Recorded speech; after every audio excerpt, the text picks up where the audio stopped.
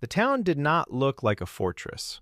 It looked like a quiet Belgian crossroads where 7 narrow roads met among forests and farms. Yet in December 1944, that junction pulled tens of thousands of soldiers, hundreds of armored vehicles, and artillery firing shells weighing more than 20 pounds into a fight that lasted barely a week, but carved itself permanently into the history of the war. The strategic map in those winter days looked unstable. German forces launched a massive offensive through the Ardennes forest, committing more than 200,000 soldiers and close to 2,000 tanks and assault guns into a surprise attack meant to fracture Allied lines. Their goal stretched far beyond the small town of Bastogne.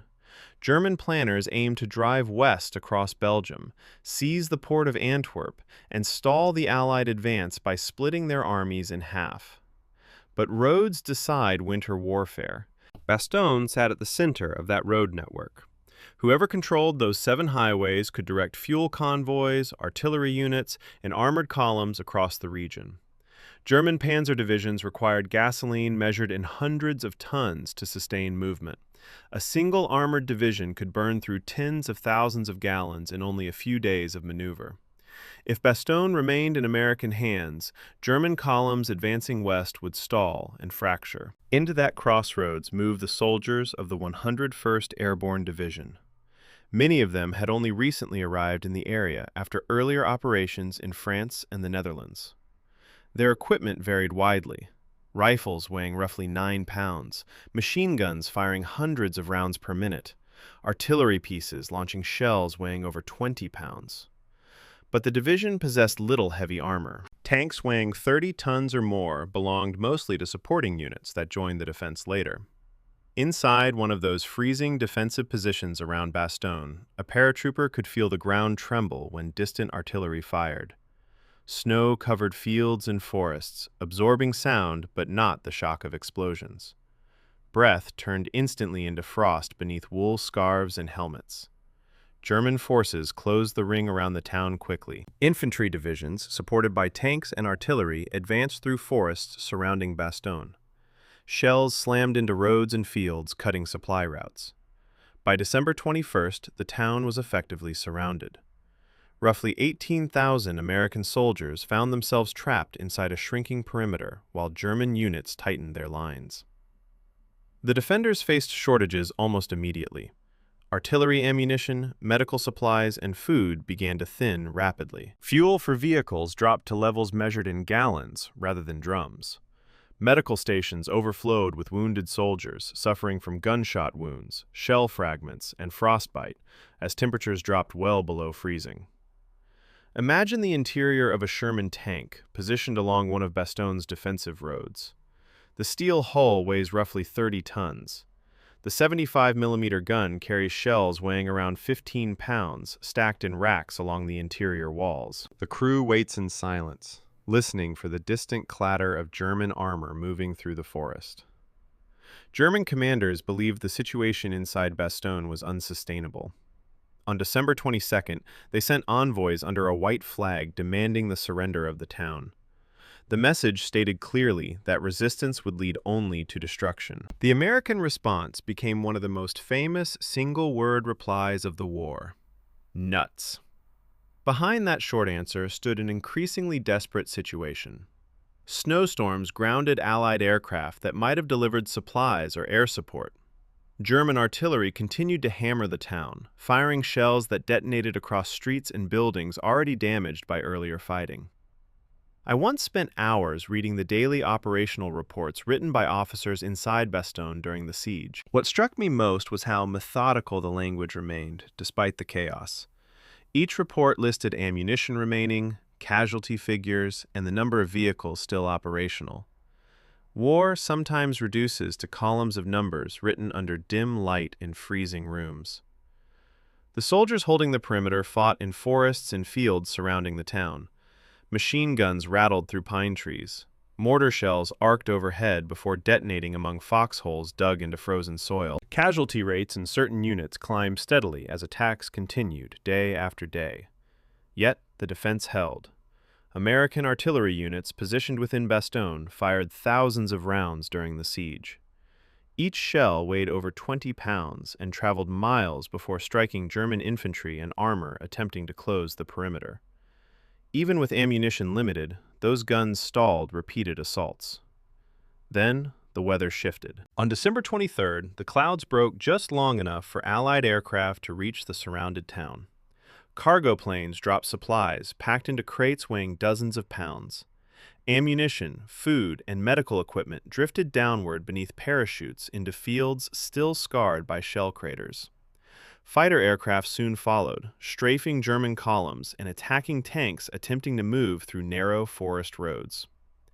Meanwhile, south of Bastogne, another movement began. General George Patton's Third Army pivoted north in one of the fastest large-scale maneuvers of the war. Entire divisions changed direction, marching through snow-covered roads with tanks and trucks carrying fuel measured in thousands of gallons. Their objective? Break through German lines and reach Bastogne before the defenders collapsed. Picture a column of armored vehicles moving slowly through winter roads somewhere south of the town. Engines rumble beneath steel armor plates several inches thick. Infantry ride alongside trucks loaded with ammunition crates and fuel drums. On December 26, the first American armored units broke through to Bastogne. The encirclement fractured. German forces continued fighting around the town for weeks, but the moment of complete isolation had ended. When I think about Bastogne now, I often imagine that quiet crossroads before the war reached it. 7 roads, meeting among fields and forests. Nothing particularly remarkable about the place. Yet in December 1944, those roads carried armies, tanks, artillery shells, and thousands of soldiers who refused to abandon the town. And if you are listening now while the room grows quiet and sleep begins pulling gently at your thoughts, imagine the snow-covered forests around Bastogne after the siege lifts. The guns have stopped, the roads remain, stretching outward through the trees, waiting for the next convoy to pass. This is the entire history of the Siege of Bastogne, when the 101st Airborne stood surrounded. Chapter 1. The Crossroads that Hitler Needed. The 16th of December, 1944. Somewhere in the Eifel Hills of Western Germany, before first light and before any American soldier knew what was coming, German artillery crews loaded the first shells of what would become the largest land battle ever fought by the United States Army. The guns opened at precisely 0530 hours. The shells fell into fog so thick that the muzzle flashes were swallowed before they reached the tree line. For a few strange seconds, observers on the German side reported that they couldn't hear their own guns firing over the noise of the barrage. That's how many guns there were. That's how close they were together. And somewhere in the middle of all of it, roughly 80 kilometers to the west, sitting in a slight valley where the stone buildings of a small Belgian market town clustered around a town square, a road junction waited. 7 roads, 1 town. And Adolf Hitler had written its name in his personal directive. The town was Bastogne. It had a peacetime population of around 4,000 people. It had a post office, a seminary, a hotel, a rail spur, and it sat directly at the center of 7 converging roads, the only practical paved routes through one of the most geologically forbidding terrain features in Western Europe. The Ardennes Plateau is not forest in the romantic, navigable sense. It is a series of deep-cut river valleys separated by high ridgelines where the roads don't go around the hills, they go between them, and sometimes not at all. When you put a heavy armored column on the Ardennes road network, you don't have a column. You have a snake. You go where the road goes, or you stop. The Germans understood this. More importantly, General Baron Heinrich von Luttwitz, commander of the 47th Panzer Corps, the formation tasked with taking Bastogne, understood this better than most. He'd asked about it specifically at a conference in Kielburg prior to the offensive. In the presence of 5th Panzer Army Commander General Hasso von Manteuffel, von Luttwitz was told that Bastogne would definitely have to be taken. He was not given the forces to take it. That gap between the clarity of the order and the inadequacy of the means is where this story really begins. What I find fascinating when cross-referencing the German planning documents against the unit-level operational logs is just how candid that discrepancy was. The post-war Foreign Military Studies series, those detailed assessments that German officers wrote for American military historians after the war, preserves the argument in both directions simultaneously. 5th Panzer Army's Chief of Staff, Brigadier General Karl Wagener, stated in his assessment, document series MSB 235, that Bastogne did not necessarily need to be captured, merely encircled, that the offensive's momentum toward the Meuse River was the priority. Von Lüttwitz, commanding the corps that would do the actual fighting, believed the opposite, that leaving Bastogne unsecured behind a driving armored advance was operational suicide. He was right. Wagener was rationalizing, and this argument, conducted in writing, at conference tables, before a shot was fired, tells you almost everything you need to know about why the German offensive eventually failed. The Panzer Division, one of Germany's elite armored formations, had returned from the Saar region in a degraded state. Its official manning strength was 60% of authorized personnel. It carried 40% of its tanks and tank destroyers. One complete tank battalion had no tanks at all. This was the unit designated to take Bastogne on the second day of the offensive. The 47th Corps' other major formation, the 2nd Panzer Division, had been resting and refitting for 4 weeks and was arguably in better shape, around 80% of authorized equipment. But even it had one Panzer Grenadier battalion still moving on bicycles to conserve fuel. Bicycles.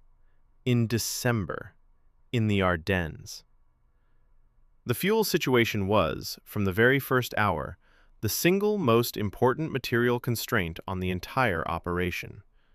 German columns had received only 50% of their promised initial fuel allocation before the offensive began. Before any American resistance, before any bridge delay, before any traffic jam on a frozen Belgian road, the German tank crews were already doing fuel arithmetic in their heads and questioning whether the numbers reached the Meuse.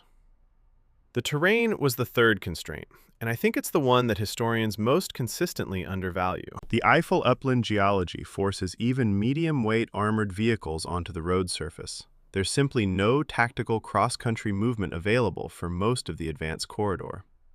A German Mark IV tank weighed approximately 25 tons. The Tiger II, supporting some flanking formations, exceeded 68 tons.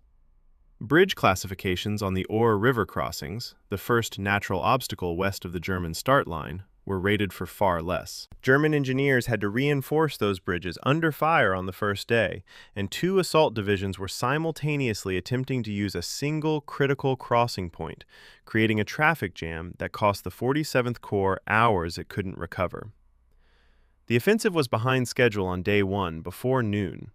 The Americans, meanwhile, hadn't yet arrived in Bastogne. When I look at the chronology here, really look at it, the margin between German success and German failure on those first 2 days is almost uncomfortably thin.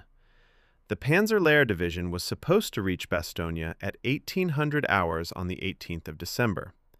Its timetable had it taking the town by the 19th. The Americans who would defend it hadn't left their rest camp in France on the 17th. The race was, technically, Germany's to lose. And lose it they did. Incrementally, in a series of small engineering failures, fuel shortfalls, and road bottlenecks that a better resourced operation might have absorbed without difficulty.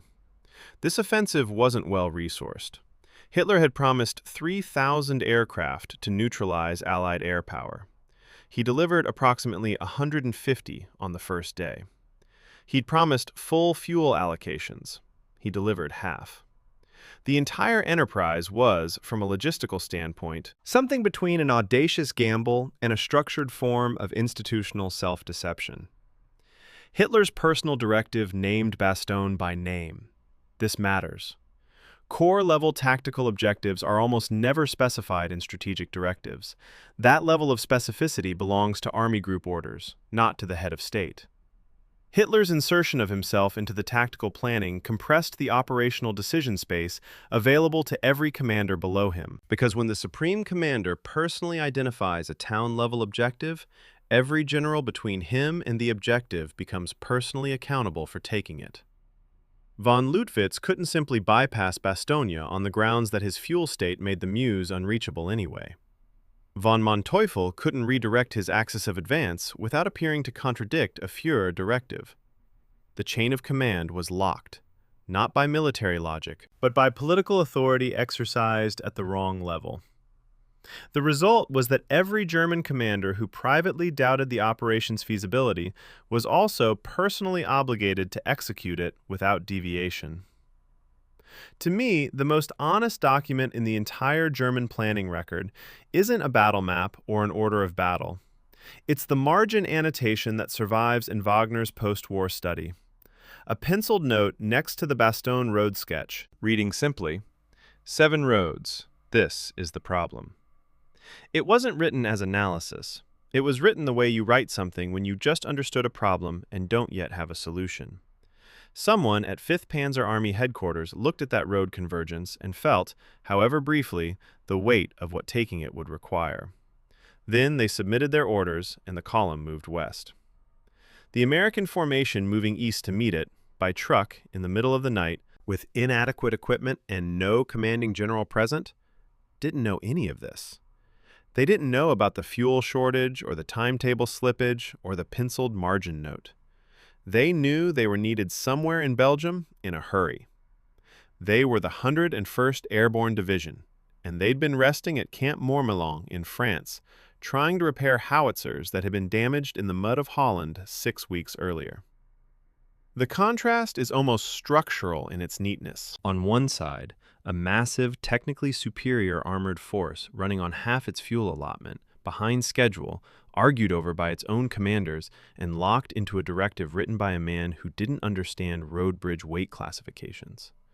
On the other side, 12,000 paratroopers in borrowed trucks, heading toward a town they'd never been to, with no commanding general and howitzers that needed spare parts. What happened next is why this siege is still studied, argued over, and remembered. Not because it was clean, because it wasn't. The last American vehicles to leave Bastogne during the initial German advance passed through the town square heading west in the pre-dawn hours of the 18th of December. The last one carried a military police sergeant who reportedly stopped briefly at the road junction in the center of town, looked around at the empty square, and drove on. He left Bastogne intact, 7 roads quiet in the dark. 4,000 civilians in their basements wondering what was coming. What was coming, from the east, was the 47th Panzer Corps. What was coming from the west, down the very same roads in the very same darkness, was the 101st Airborne Division. They would arrive within hours of each other. The history of the next 10 days rests entirely on the fact that the Americans got there first. Chapter 2. The Division That Wasn't Ready. Camp Mourmelon, France. The evening of the 17th of December, 1944. The 101st Airborne Division had been there for less than 2 months, which, in the context of the European campaign, barely qualifies as a rest. They'd come from 72 days of sustained combat in the Netherlands during Operation Market Garden, not the glorified version of that campaign that later memoirs would describe, but the muddy, artillery-saturated, canal-by-canal, grinding reality of it. Equipment was damaged, personnel were understrength, and some of the division's artillery pieces were still receiving field repairs from damage sustained in Dutch mud. A formation that is technically still refitting is not a formation that is ready to fight. The orders that arrived on the evening of the 17th did not wait for the artillery to be fully repaired. The division had 805 officers and approximately 11,035 enlisted men present for duty. Most of those numbers looking respectable on paper in a way that somewhat conceals what the paper can't show: the equipment shortfalls, the missing specialist skills, the howitzers that had been struck off manifests and were still waiting for replacement parts. What the official strength roster for the 17th also doesn't show, and this is the detail that stops me every time I return to it, is that the actual commanding general of the 101st Airborne Division, Major General Maxwell Taylor, was in Washington, D.C.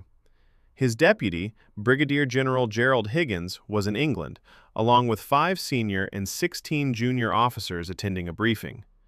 Command of the division, by default, fell to Brigadier General Anthony McAuliffe. McAuliffe's assigned role was Division Artillery Commander. He was not the division commander. He was the man in charge of the guns, and through a bureaucratic accident that nobody appears to have formally addressed before the truck started rolling, he was now the senior officer present for what would become one of the most famous defensive actions in the history of the American military. The departure from Camp Mormillon started on the afternoon of the 18th of December. The division had been given no organic transport. Paratroopers don't carry trucks in their normal configuration. They jump out of aeroplanes. So they went by borrowed vehicles, by commandeered trucks, by whatever the quartermasters could pull together from Corps reserves in a period of approximately 24 hours. The order of march placed the division artillery first, which in retrospect turns out to be one of the most consequential logistical decisions of the entire battle, because the artillerymen, anticipating a ground role rather than an airborne one, made a decision that isn't recorded in any formal order I've been able to locate. They loaded significantly more ammunition than standard airborne doctrine allowed, using the ground transport capacity that their normal parachute operations would never have permitted. One battalion's journal notes the load as approximately 3 times normal allotment. Nobody wrote an order mandating this. Someone just calculated that they might need more shells than doctrine said they'd need, and they loaded the trucks accordingly. That informal decision, made by whose authority exactly is unclear, would become the difference between American guns firing through December 22nd and American guns going silent around December 19th or 20th. The division was originally ordered to report to the town of Verbemont, approximately 25 kilometers north of Bastogne. This is the kind of administrative detail that normally appears in histories as a footnote, acknowledged and passed over.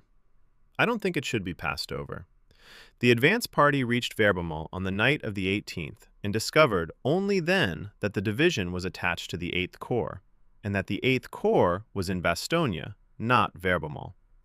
The rest of the division was already on the road, moving toward the wrong town. The event that saved the situation was not a staff correction or a communications fix. It was a chance meeting. McAuliffe had stopped in Bastogne to confer with 8th Corps Commander Major General Troy Middleton in late afternoon on the 18th.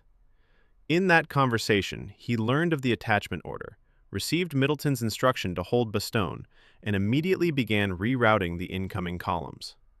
Had McAuliffe driven past Bastogne without stopping, the division might have reached Verbemont, and then had to backtrack 25 kilometers while German armor was closing to within 3 kilometers of the town's eastern edge.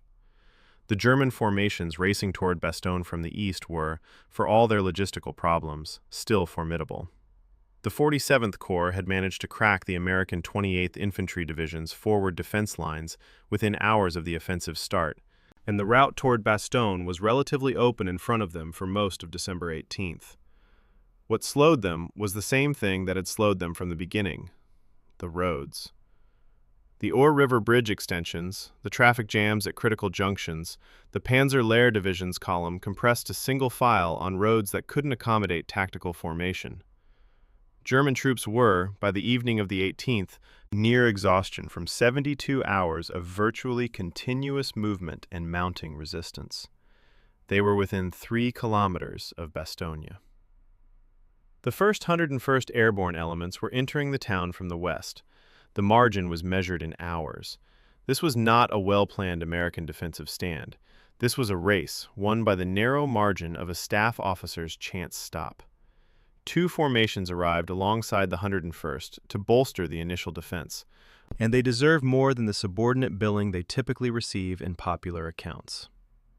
Combat Command B of the 10th Armored Division, 40 Sherman tanks, nothing more, was already moving north when it was redirected to Bastogne and arrived on the evening of the 18th. 40 tanks, against a German corps that included 2 panzer divisions. The arithmetic is stark. The 101st was a light infantry division, meaning it possessed exceptional dismounted infantry capability and outstanding organic artillery, but virtually no armor of its own. Without those 40 Shermans, the perimeter's anti-armor capacity was limited almost entirely to bazookas and the 77th millimeter guns of the battalion-level anti-tank platoons. The second critical attachment was the 705th Tank Destroyer Battalion, equipped with 36 M18 Hellcat self-propelled guns. The Hellcat 76mm gun couldn't penetrate a Panther tank from the front at standard combat ranges, but it was fast, remarkably fast by armored vehicle standards, with a top speed exceeding 80 kilometers per hour, which gave its crews the option of flanking shots and rapid repositioning. The 705th arrived at Bastogne with no preparatory briefing. Its war diary for December 18th records a grid coordinate, a departure time, and nothing else. These men drove toward a fight they hadn't been told anything about. I want to be direct about something. The popular account of Bastogne begins with the 101st Airborne, it lingers with the 101st Airborne, and it largely ends with the 101st Airborne. And that framing is not wrong, but it is incomplete in ways that matter. The soldiers streaming westward through Bastogne ahead of the German advance, men from the shattered 28th Infantry Division, from the green 106th Infantry Division, from scattered, armored, and engineer units that had been hit, broken, and scattered. Some of them stopped. They stopped not because they were ordered to, not because a general reorganized them into a coherent unit, but because they reached a town where someone was setting up a defense and they chose to be part of it. The 8th Corps called this improvised accumulation of stragglers Team Snafu. The name came from the acronym Situation Normal, All Fouled Up. Approximately 200 to 300 men, mixed formations, no organic weapons, no established chain of command. A handwritten corps roster noted beside the unit designation, Will Hold. Whether that was an assessment or a hope isn't entirely clear from the surviving record. McAuliffe had approximately 12 hours from his conversation with Middleton to get a division's worth of soldiers, their guns, and their borrowed trucks sorted, rerouted, and occupying a defensive perimeter around a town he hadn't visited before. What he accomplished in those 12 hours, without an advance party, without a pre-planned defensive scheme, without most of his senior officers present, and without his commanding general in the same country, was, by any professional military standard, extraordinary. The perimeter that took shape around Bastogne on the night of the 18th and into the 19th of December wasn't elegant. It was organized around the village positions that seemed defensible, anchored at road junctions, built around whatever heavy weapons were available, and wherever the artillery battalions could establish firing positions that covered the likely German axes of approach. The 101st's own 4 artillery battalions, plus the additional pieces they'd collected, gave McAuliffe a fire support capability that was disproportionately powerful for a division this size, if the ammunition held out. That last clause mattered more than anything else in the first 48 hours. The artillery's surplus load from Mourmelon, those extra shells loaded by informal decision in the afternoon of the 18th, was the garrison's entire stockpile. The roads in were not yet cut, but they were under pressure, and the quartermaster company tasked with convoy supplies was already in trouble. The 101st was, from the moment it occupied its first foxhole position, fighting a battle on 2 fronts simultaneously. The tactical battle against German infantry and armor on the perimeter, and the invisible, grinding logistical battle against depletion. Those 2 battles would remain inseparable for the next 10 days. One would be written about extensively. The other would be understood only when you look at the supply logs. Chapter 3. Team Snafu and the Strays. There's a road running northwest out of Bastogne that in December 1944 was crowded with traffic moving in one direction, west. Men on foot, men in jeeps with cracked windshields, men riding on the back of artillery prime movers that had no artillery attached to them. They were coming from the east and the north and the southeast, and they were moving fast, the way men move when something very large and very dangerous is behind them. Most of them kept going. Some of them stopped in Bastogne, and the difference between the men who stopped and the men who kept going is not recorded in any official document I've been able to find, because there was no order that separated them. There was no officer at the junction pointing left toward safety and right toward the defense. The men who stopped did so because they made a personal decision in the middle of a route that this town was worth stopping for. That kind of decision doesn't show up in after-action reports. It shows up in the fact that the perimeter held. The 28th Infantry Division had been stationed in the Ardennes sector as a rest and reconstitution billet. They were veterans. They'd fought through Normandy and across France, but they were under strength, spread across an 88-kilometer front that would have been thin even for a fresh, fully equipped division. When the German offensive hit them on the morning of the 16th of December, with the weight of 25 German divisions striking the American 8th Corps sector, the 28th didn't collapse all at once. What it did was something more tactically significant and far less celebrated. It bent. It fought at roadblocks, at river crossings, at village junctions in ways that cost the German timetable hours it couldn't recover. Individual companies and battalions held positions for hours beyond any reasonable expectation, then withdrew when withdrawal was the only alternative to annihilation. The men who ended up in Bastogne as stragglers weren't cowards. They were soldiers who had been fighting since the 16th of December and had simply run out of unit to belong to. The 8th Corps improvised label for them, Team Snafu, captured both the chaos and something unexpectedly honest about the military's relationship with its own disorder. American military slang in the Second World War had a tendency to name things with a frankness that official reports carefully avoided. And snafu was a word that career officers didn't use in formal settings, but that every enlisted man understood immediately. The roster described approximately 250 men, mixed formation, no organic weapons. The phrase "will hold" beneath it is, and I've spent some time with this, ambiguous in a way that I find quietly remarkable. In military planning language, "will hold" is a mission statement.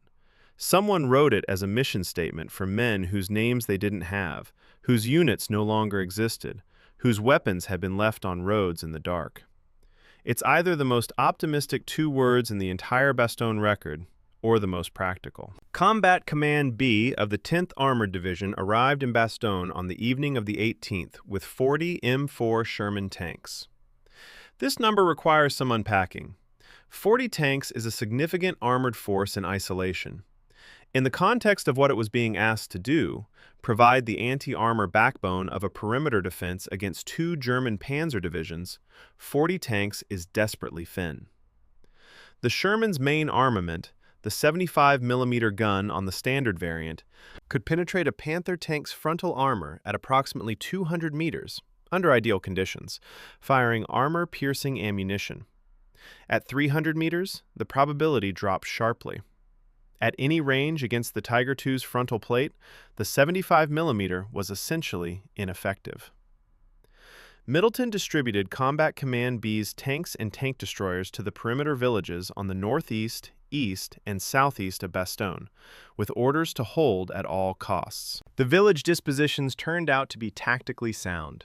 Each village controlled a road junction, but they also meant that the armored force was immediately divided into small packets, unable to support each other without road movement, which was itself contested. Novel.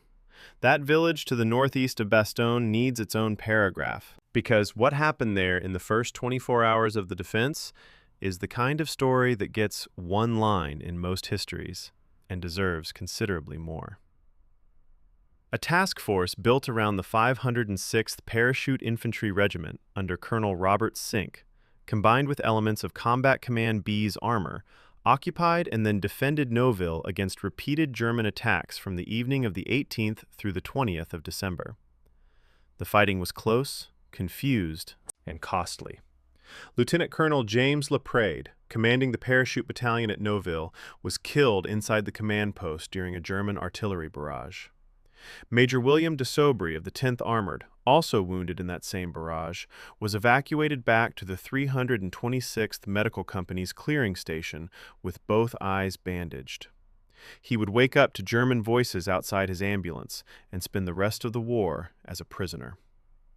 2 senior commanders, in the same building, on the same day, taken out of the battle within hours of each other. The after-action report notes their casualties without elaboration. The village held for approximately a day and a half before a fighting withdrawal was ordered. That day and a half cost the Germans their timetable for reaching Bastogne on the 19th. The 705th Tank Destroyer Battalion. And here is a unit that I find consistently underrepresented in the standard narrative. Arrived with 36 M18 Hellcat tank destroyers and no briefing about the situation they were driving into. The M18 was not a tank. It was an open-topped, lightly armored vehicle mounting a 76mm gun designed specifically for the anti-armor role. Its armor was thin enough that heavy machine gun fire could penetrate it from the flanks. Its advantages were speed, that 80+ km/h top speed that allowed a crew to engage, displace, and reposition faster than any German tank could track them. And its gun, which could penetrate a Panther's side armor at realistic combat ranges. The battalion's crews developed, over the first several days of the defense, a tactic of allowing German tank columns to enter the perimeter before engaging them from the flanks and rear. This wasn't doctrine. This was learned behavior, developed in the field, at serious cost, by men whose training had not specifically prepared them for this terrain or this tactical problem. Their war diary for the 18th reads in its entirety, "New position, no prepared ground, enemy within 3 kilometers." That's the whole entry. 3 sentences, no commentary. What strikes me when I look at the combined force that occupied Bastogne in those first hours, the paratroopers of the 101st, the tank crews of Combat Command B, the tank destroyers of the 705th, the artillerymen with their overloaded ammunition trucks, and the several hundred stragglers of Team Snafu, is how completely unlike a prepared defense it was. There was no pre-built fortification, no pre-assigned firing positions, no pre-stocked supply cache. There was a town, a road junction, some soldiers who'd arrived in a hurry, and a German corps that had arrived slightly later. The perimeter that formed around Bastogne on the night of the 18th of December wasn't a plan. It was a consensus, an improvised agreement between several thousand men that this particular ground was worth holding. The formal military architecture came later, when McAuliffe's staff sorted the task forces and assigned sectors. But the original decision to hold, the first act of the siege, was made before any of that.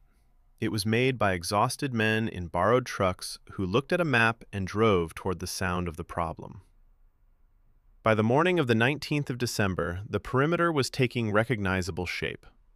McAuliffe had organized the 101st and its attachments into regimental task forces, each with its proportional allocation of artillery, armor, anti-tank capacity, and anti-aircraft weapons. The anti-aircraft units being pressed almost immediately into the ground fire role, because the weather that would ground Allied air power for the next several days was also keeping the Luftwaffe largely away. The 81st Airborne Anti-Aircraft Battalion, designed to protect the division from air attack, found itself repositioning its 40mm guns and 50-caliber machine guns to the main line of resistance to help slow German armor. This was not what the battalion was trained for. This was not what its guns were designed to do. They did it anyway, and the records suggest they did it effectively because the situation required it, and because the men in the battalion were capable of reading what the situation required. The town itself sat behind all of this, its civilian population of approximately 4,000 occupying basements and cellars while the defense organized itself in the streets above them. The Belgian families of Bastogne had not chosen this. They hadn't been evacuated. The German advance had moved too quickly for a complete evacuation, and they would share the perimeter with the garrison for the entirety of the siege.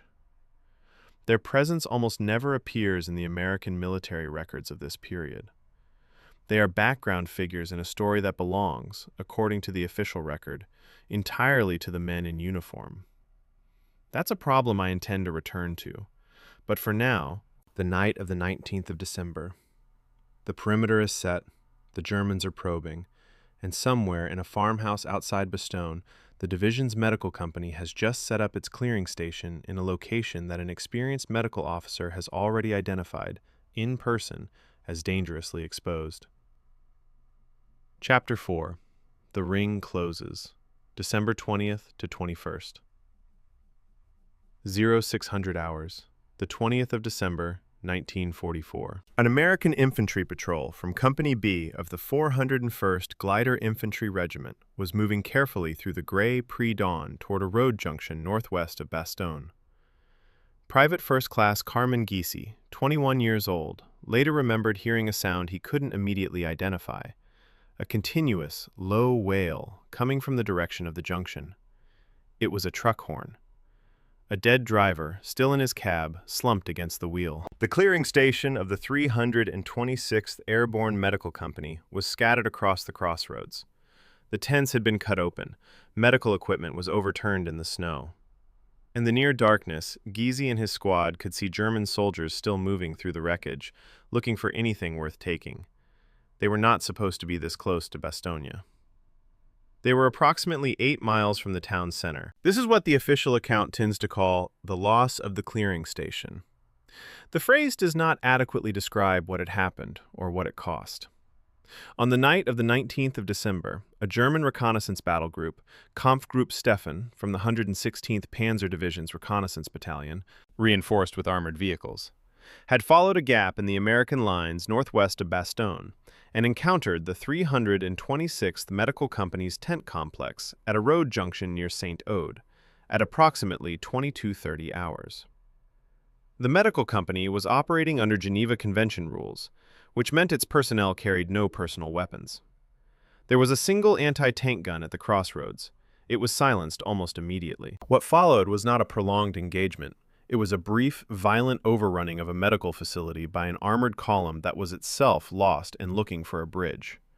The German commander, Major Eberhard Stephan, allowed his captured prisoners 30 minutes to load their personnel and equipment into functional vehicles and follow the column east. 11 officers and 119 enlisted men of the 326th surrendered that night, along with 4 officers and 3 enlisted soldiers of the 3rd Auxiliary Surgical Group, including the team of trauma-trained physicians who performed emergency surgery at the division's clearing station. The division surgeon, Lieutenant Colonel Gold, was among the captured. Major Barfield, the company commander, had left the station hours earlier with an evacuation convoy and found his route back blocked by a demolished bridge. What remained of the 101st Airborne's medical capability after the loss was this: 2 medical officers, 2 dental officers, 4 medical administrative officers, and approximately 113 enlisted medics to provide second-echelon care for a division of 12,000 soldiers surrounded by 3 German divisions. No surgical facility, no established clearing station, almost no plasma. The wounded would continue to arrive. They had no choice but to arrive, because the fighting didn't stop because the hospital was gone. Major Martin Wisely of the 327th Glider Infantry assembled what physicians and aidmen he could find from the artillery, anti-aircraft, and attached tank destroyer units, and opened an improvised clearing station at the Belgian army barracks in town. He would eventually move it to a basement vehicle garage when German artillery and bombing made the barracks buildings too exposed. This is the facility that would treat more than 1,000 casualties, American and German, over the next 7 days, with improvised instruments in an unheated garage, with a single generator providing the only light available for what passed for surgery. The loss of the clearing station on the 19th was, I think, the single most underreported near-catastrophic event of the entire siege. It appears in histories as a logistical problem. It was not a logistical problem. It was the destruction of the division's entire life support system for critically wounded soldiers, occurring simultaneously with the establishment of a defensive perimeter that would inevitably produce critically wounded soldiers in large numbers, in a town that was about to be cut off from external medical evacuation for the next 6 days. Captain McKee, one of the medical officers who had warned McAuliffe about the exposure of the clearing station's position on the evening of the 19th, had driven to division headquarters specifically to request permission to relocate. McAuliffe had told him to go back, that everything would be fine. McKee went back. 7 hours later, Kampfgruppe Stefan's column arrived at 22:30 hours.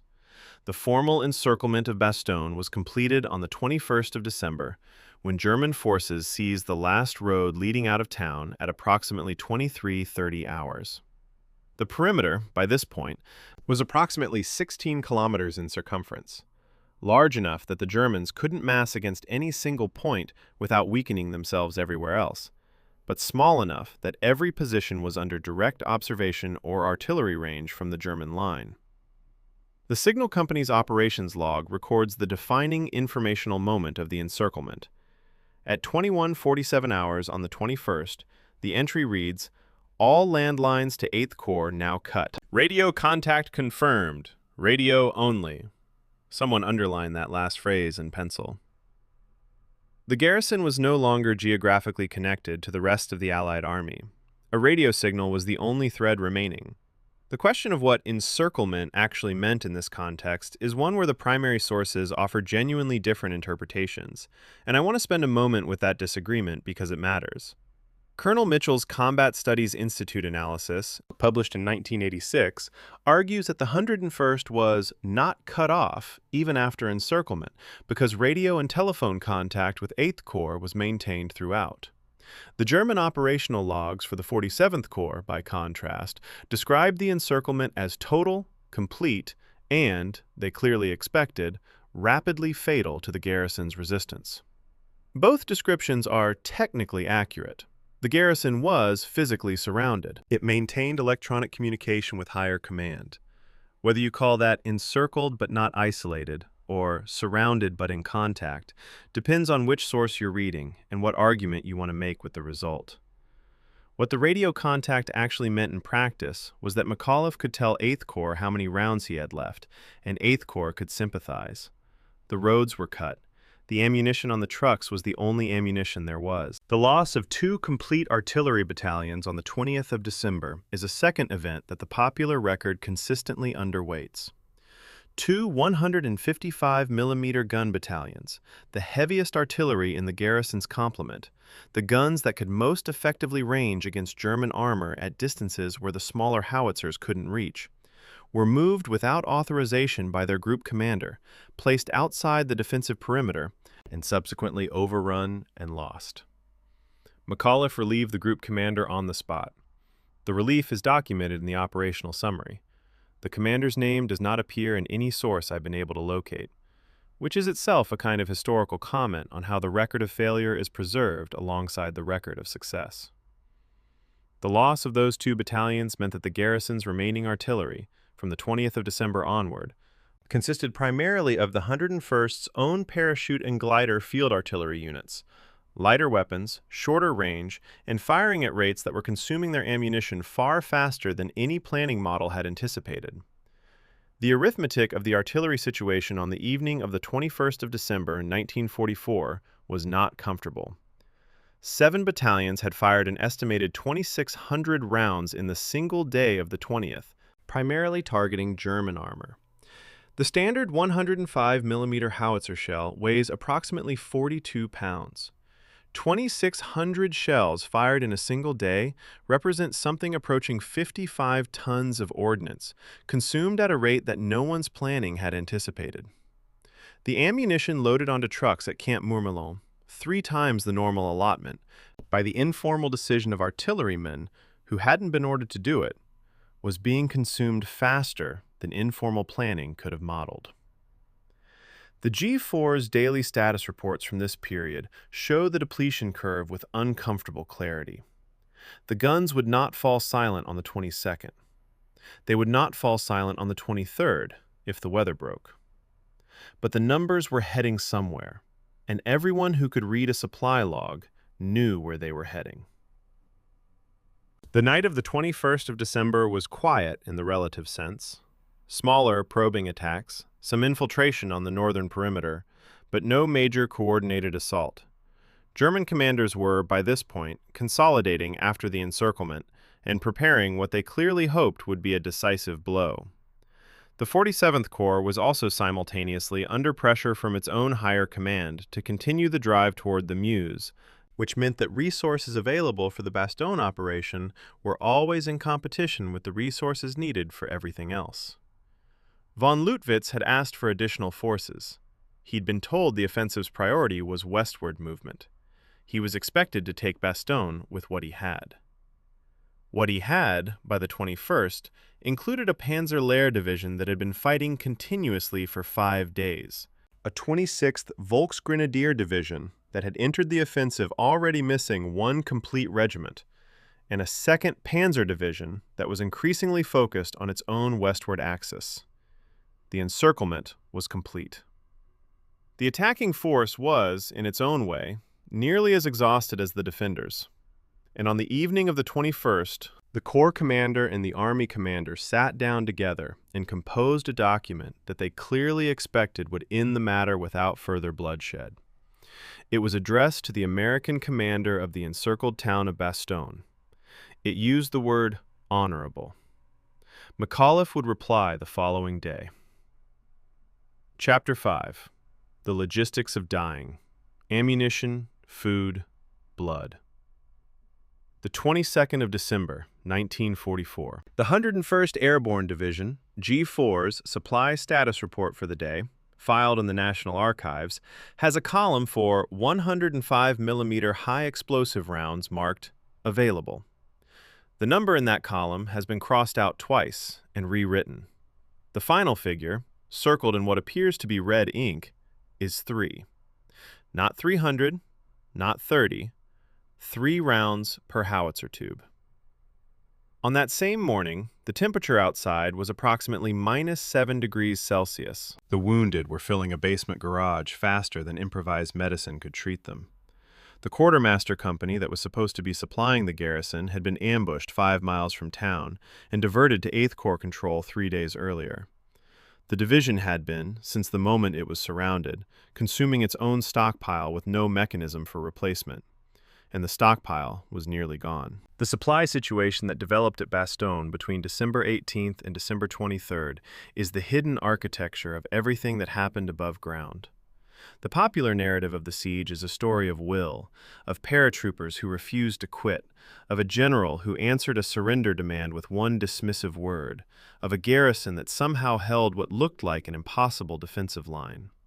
Those things are true, as far as they go. But will doesn't fire howitzers. Courage doesn't keep a surgical lamp running. What kept the guns firing and the light on was a logistical situation so compromised from the first day that the people managing it were effectively running backward, using up irreplaceable resources faster than any planning model had anticipated, with no resupply chain in operation in a surrounded town in winter. The supply logs are, to me, the most honest documents in the entire Bastogne archive. They don't editorialize, they just show the numbers going down. The ambush of the 426th Quartermaster Company on the 19th of December, 5 miles from Bastogne, removed the division's supply chain at the worst possible moment.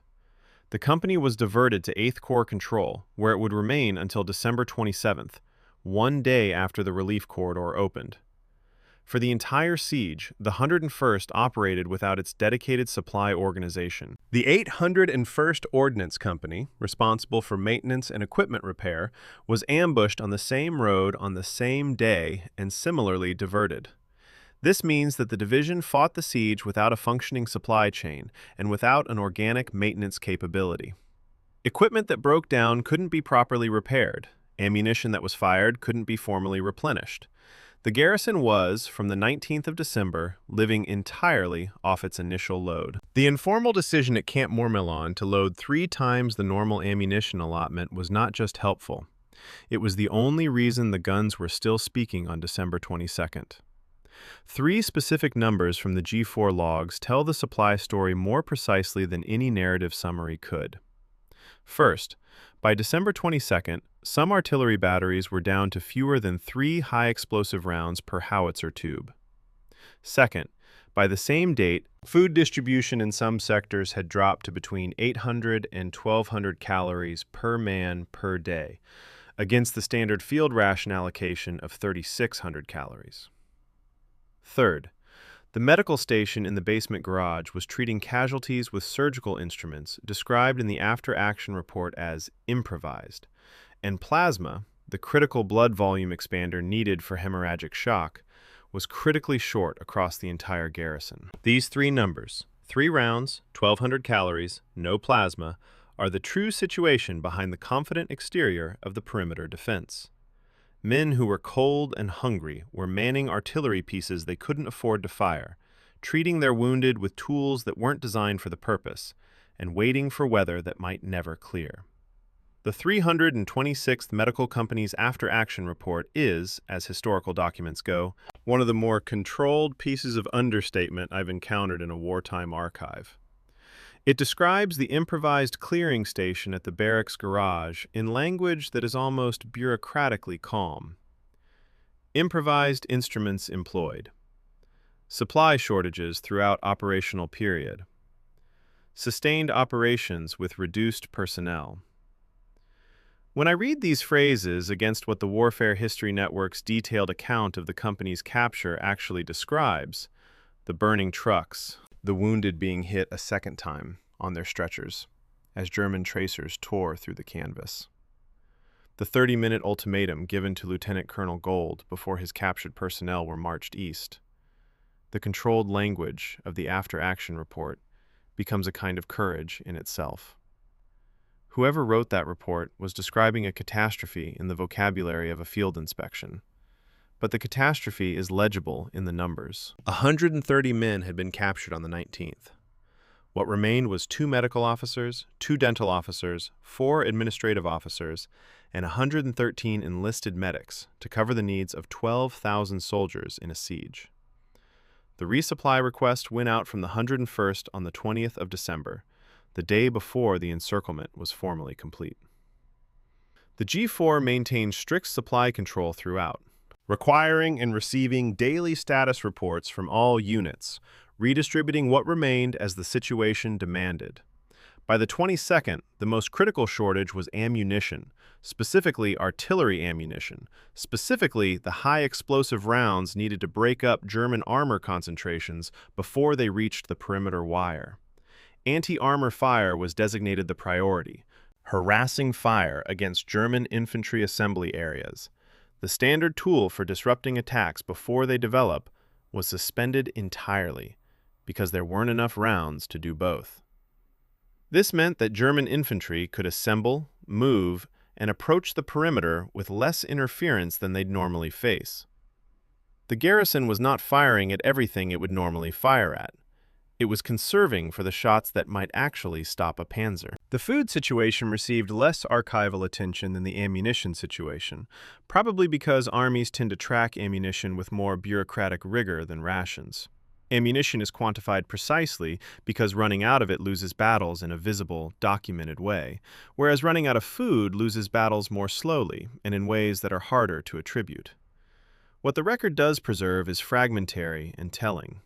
In one artillery battalion's journal, a Christmas Eve entry reads, "All personnel wish for plenty of ammunition and one good supply route."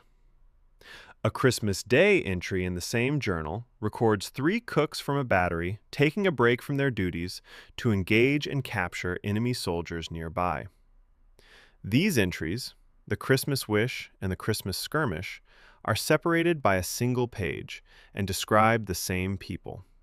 Men who hadn't had a full meal in days, who were firing guns with 3 rounds left in the battery, who were also, apparently, perfectly capable of taking prisoners on their day off. The gap between the material reality of the supply logs and the operational effectiveness of the garrison is one of the more puzzling things about Bastogne. Men in that condition shouldn't have been able to hold. They held. The aerial resupply request, formally submitted on the 20th of December, was effectively answered 3 days later, when the weather broke. The 6 days of overcast, fog, and freezing rain that grounded Allied air power over the Ardennes from December 16th onward was not, in military terms, a background condition. It was an active, operational asset working for Germany as surely as any panzer division. Every day the fog held was a day the C-47s sat on frozen runways in England and France, while the supply logs at Bastogne showed numbers falling. The resupply request was approved. The Pathfinder teams were briefed and held at airfields in a state of readiness that had been maintained for days, and the entire apparatus of 9th Troop Carrier Command was pre-positioned and waiting for the single forecast that would allow the mission to launch. That forecast came on the night of the 22nd, in a meteorological section log entry timed at 0300 hours. Ridge of high pressure advancing from northwest, clearing expected before first light. The man or woman who wrote that entry, and the records do not specify which, made the call that started the engines. Their name does not appear on the Bastogne memorial. On the 23rd of December, 253 C-47 Sky trains reached the drop zone over Bastogne and delivered 334 tons of ammunition, rations, medical supplies, and signal equipment. The Pathfinder team, 20 soldiers from the 101st own Pathfinder Company, who had jumped from C-47s in the first clear morning in a week and set up their identification panels under German small arms fire, had marked the drop zone and transmitted the confirmation signal that brought the main fleet in.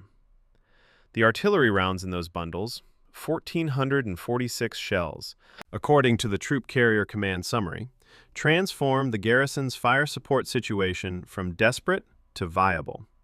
The 3 rounds per howitzer figure on the morning of the 22nd became, by the evening of the 23rd, something the guns could work with. Not comfortable, not abundant, but enough to keep fighting through Christmas. The 23% of bundles that missed the drop zone and fell outside the perimeter, recovered by German forces, who needed resupply almost as badly as the Americans did, is a detail that most accounts include as a footnote and then move past. I find it worth sitting with for a moment. The garrison was, in a small but measurable way, supplying the force that was trying to take it from the skies it couldn't fully control. The colored parachutes, red for medical, blue for ammunition, yellow for rations, fell on both sides of the wire. The German soldiers who recovered American supply bundles outside the perimeter in the last days of December 1944 were, in some cases, eating American K rations while their officers tried to figure out how to break through an American perimeter that was still firing, still treating its wounded, still holding. The arithmetic of siege warfare is rarely as clean as the maps suggest. Chapter 6. The Doctors in the Dark. The basement of the Belgian army barracks in Bastogne, sometime in the early hours of the 20th of December, 1944. Major Martin Wisely had been assembling his improvised medical team for several hours by this point, gathering physicians and aidmen from the artillery battalions, the anti-aircraft units, the attached tank destroyer outfit, anyone with medical training who wasn't committed to a frontline position. What he was building, in a vehicle garage with a single generator for light, was not a medical facility in any standard military sense. It had no surgical suite, it had no plasma reserve, it had no sterile field, no proper instruments, no established triage protocol beyond the improvised decisions of exhausted men doing what the situation required. What it had was a generator. A captured German generator, as it happens, salvaged from a destroyed half-track, and whatever medical supplies could be found in abandoned dumps around the town. This improvised station would treat more than 1,000 casualties over the next 7 days, American and German alike. Captain Willis McKee had tried to prevent this situation. He'd driven to division headquarters on the evening of the 19th, found McAuliffe, and told him clearly that the 326 Medical Company's clearing station was exposed, undefended, and that the civilian refugee traffic moving past it was evidence of enemy forces closing from the east. McAuliffe had told him to go back. McKee went back. At 22:30 hours, Kampfgruppe Stefan's column arrived at the Crossroads, opened fire, and destroyed the division's medical infrastructure in approximately 15 minutes. The after-action report, written by Captain McKee, describes the attack with a precision that reads, to me, like a man who had been right about something terrible and was choosing very carefully how to record the fact of having been right. His account describes going to division headquarters, receiving reassurance, returning, and then the attack. He doesn't editorialize. He doesn't write, I told them. He just records what happened, in sequence, and lets the sequence speak. What it cost the garrison to lose the 326th on the 19th is not, I think, fully captured by the casualty numbers. 130 personnel captured, including the trauma surgeons, including the division surgeon. That's the headline figure. But what it actually meant in practice, beginning on the morning of the 20th and continuing through the 26th, was that every soldier who suffered a wound serious enough to require surgery, a thoracic injury, an abdominal wound, a vascular bleed, entered a situation where the care available to him was improvised medicine in a garage, performed by physicians who didn't have the instruments or the blood products or the sterile environment that standard surgical care requires.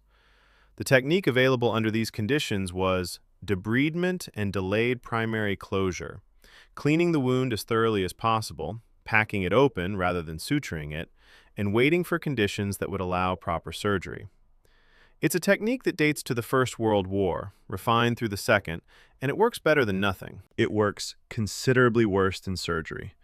The infection rate in wounds treated without proper debridement in December 1944 was not recorded in the surviving medical documents. The absence of that data is itself a kind of record. I want to be precise about the numbers here, because I think they deserve precision. The 326th Medical Company, at its authorized strength, consisted of 216 officers and enlisted men. On the morning of the 20th of December, after the loss at the Crossroads, the effective medical complement for the entire division was approximately 2 medical officers, 2 dental officers, 4 administrative officers, and 113 enlisted medics. This reduced cadre, 121 people, was responsible for the medical welfare of a surrounded garrison of approximately 12,000 soldiers.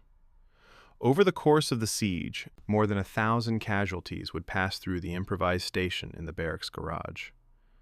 American wounded and German wounded, treated in the same space, by the same exhausted men, with the same depleted supplies.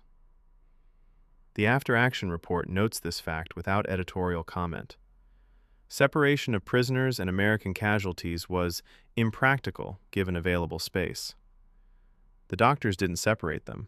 They treated whoever arrived. The generator is worth lingering on. The captured German one, pulled from a destroyed half-track by someone in the first hours of the improvised station's operation.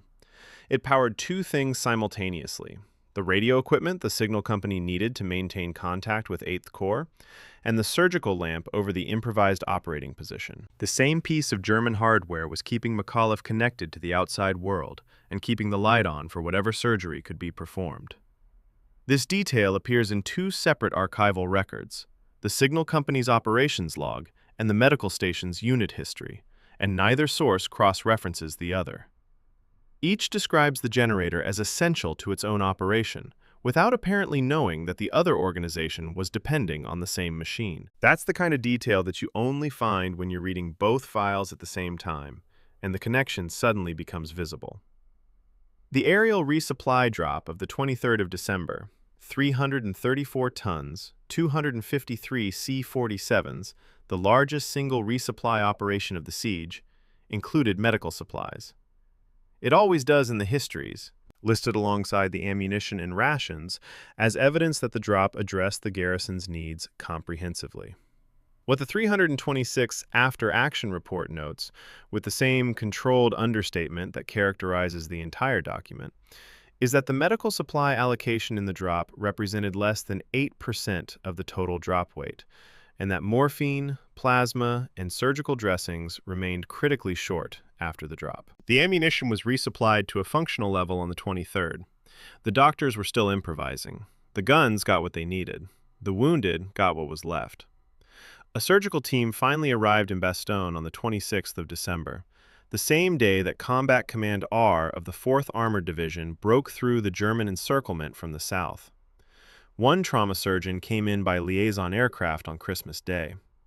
The following morning, a CG-4, a cargo glider carrying 9 medical officers and enlisted technicians, landed inside the perimeter. This team, assisted by 3 Belgian nurses, immediately began performing major surgery on the most critical cases. Over the next 2 days, they operated on 50 patients. The timing, relief corridor and surgical team arriving within hours of each other, is one of those historical coincidences that feels meaningful but resists easy interpretation. The corridor opened on the afternoon of the 26th. The surgical gliders had been loaded and ready for days, waiting for a landing zone that wasn't under direct fire. For 6 days and 22 hours, from the loss of the clearing station to the arrival of the glider surgical team, the garrison had been what it was. 2 medical officers, 2 dental officers, improvised instruments, a German generator, and approximately 113 medics holding the medical line by force of professional commitment alone. There's a note in the Warfare History Network's account of the 326 capture that I keep returning to, and I want to record it here, because it changes something about how I see the garrison. Among the casualties treated at the improvised station during the siege was a German panzer officer, one of the several hundred German wounded who were brought in during the fighting. According to at least one post-war account, this officer, while being treated, attempted to pass the time by conversation, and in the course of that conversation, provided information about German unit positions to his treating medic. The medic passed the information to the intelligence section.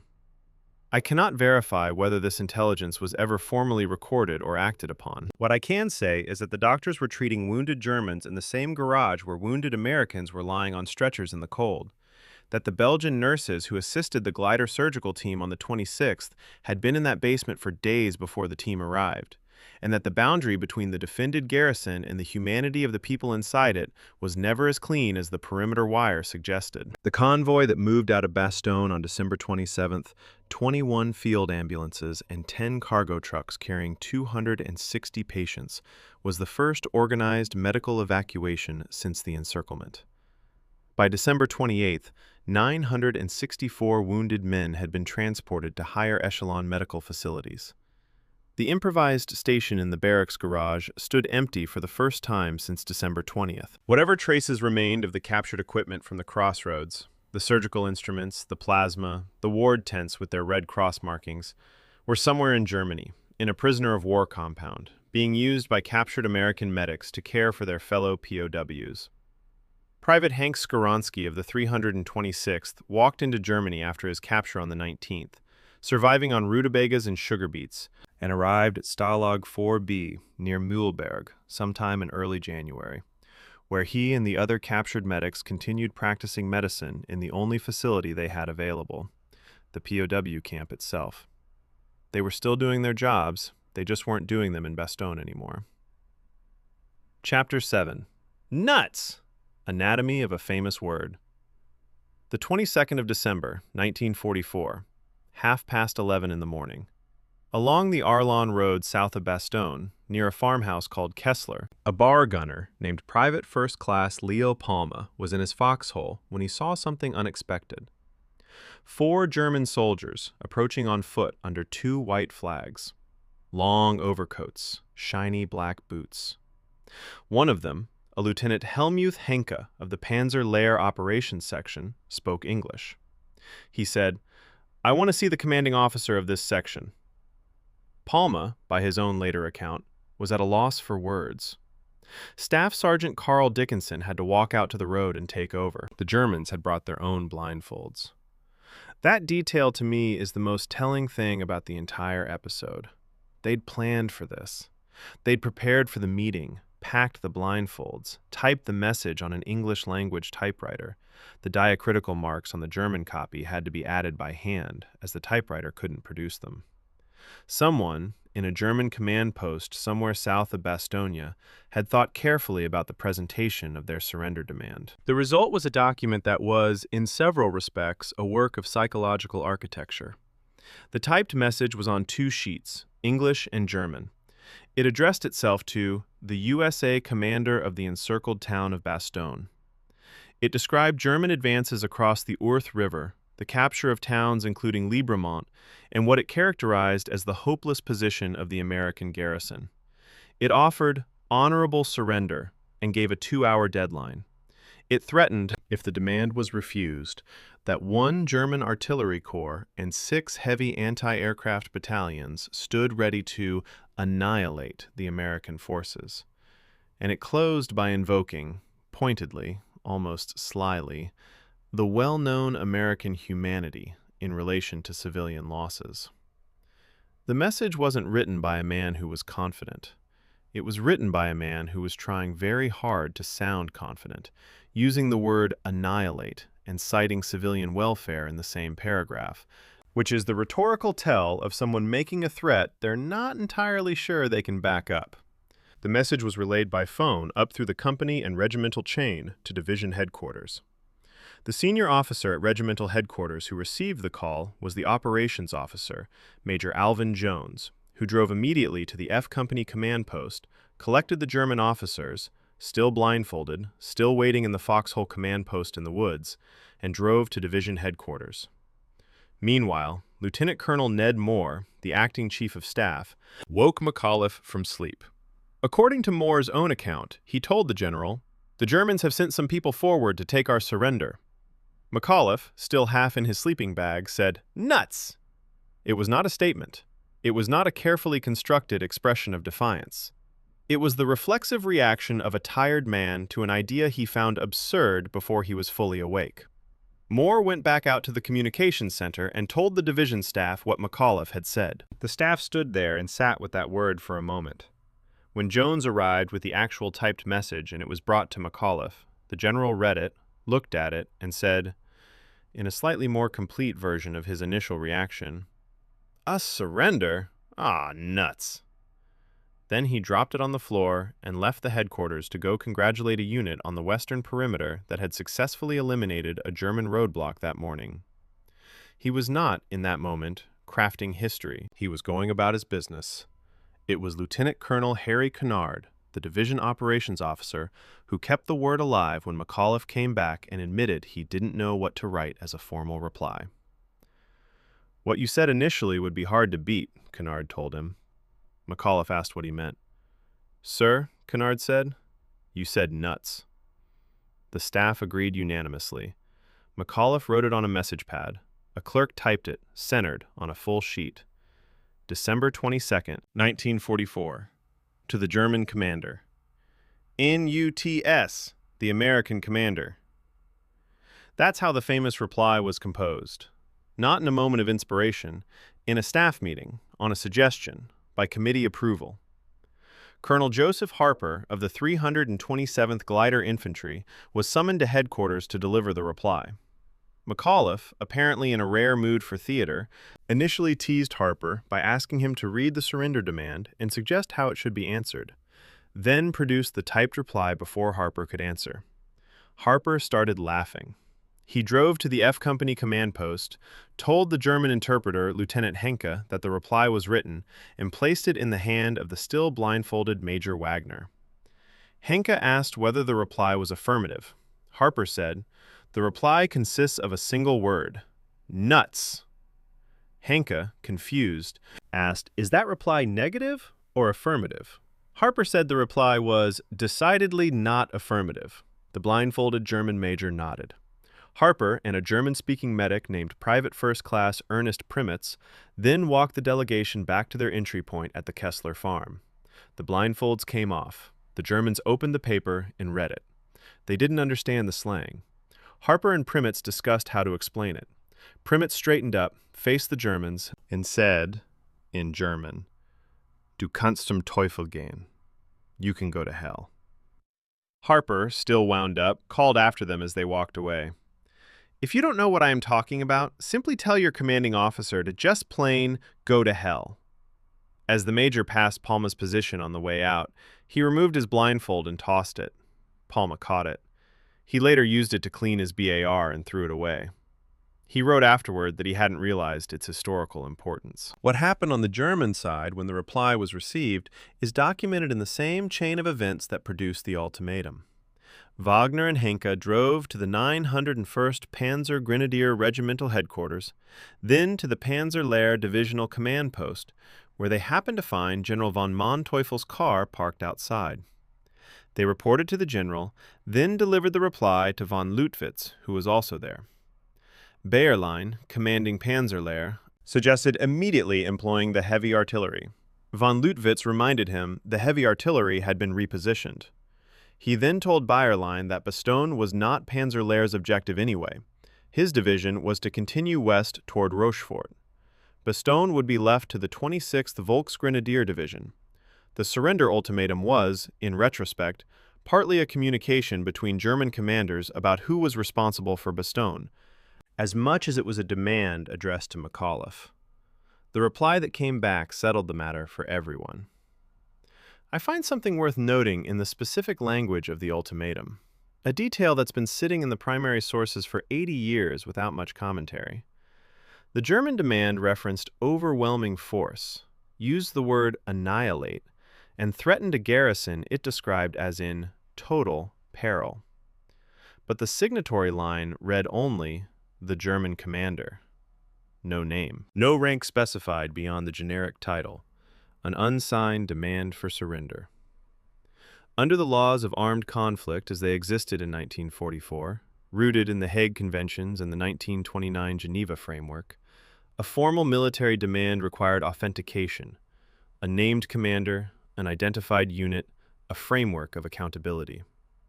This ultimatum had none of those things. No American lawyer pointed this out at the time, because no American lawyer was available, and McAuliffe had already dismissed it as absurd.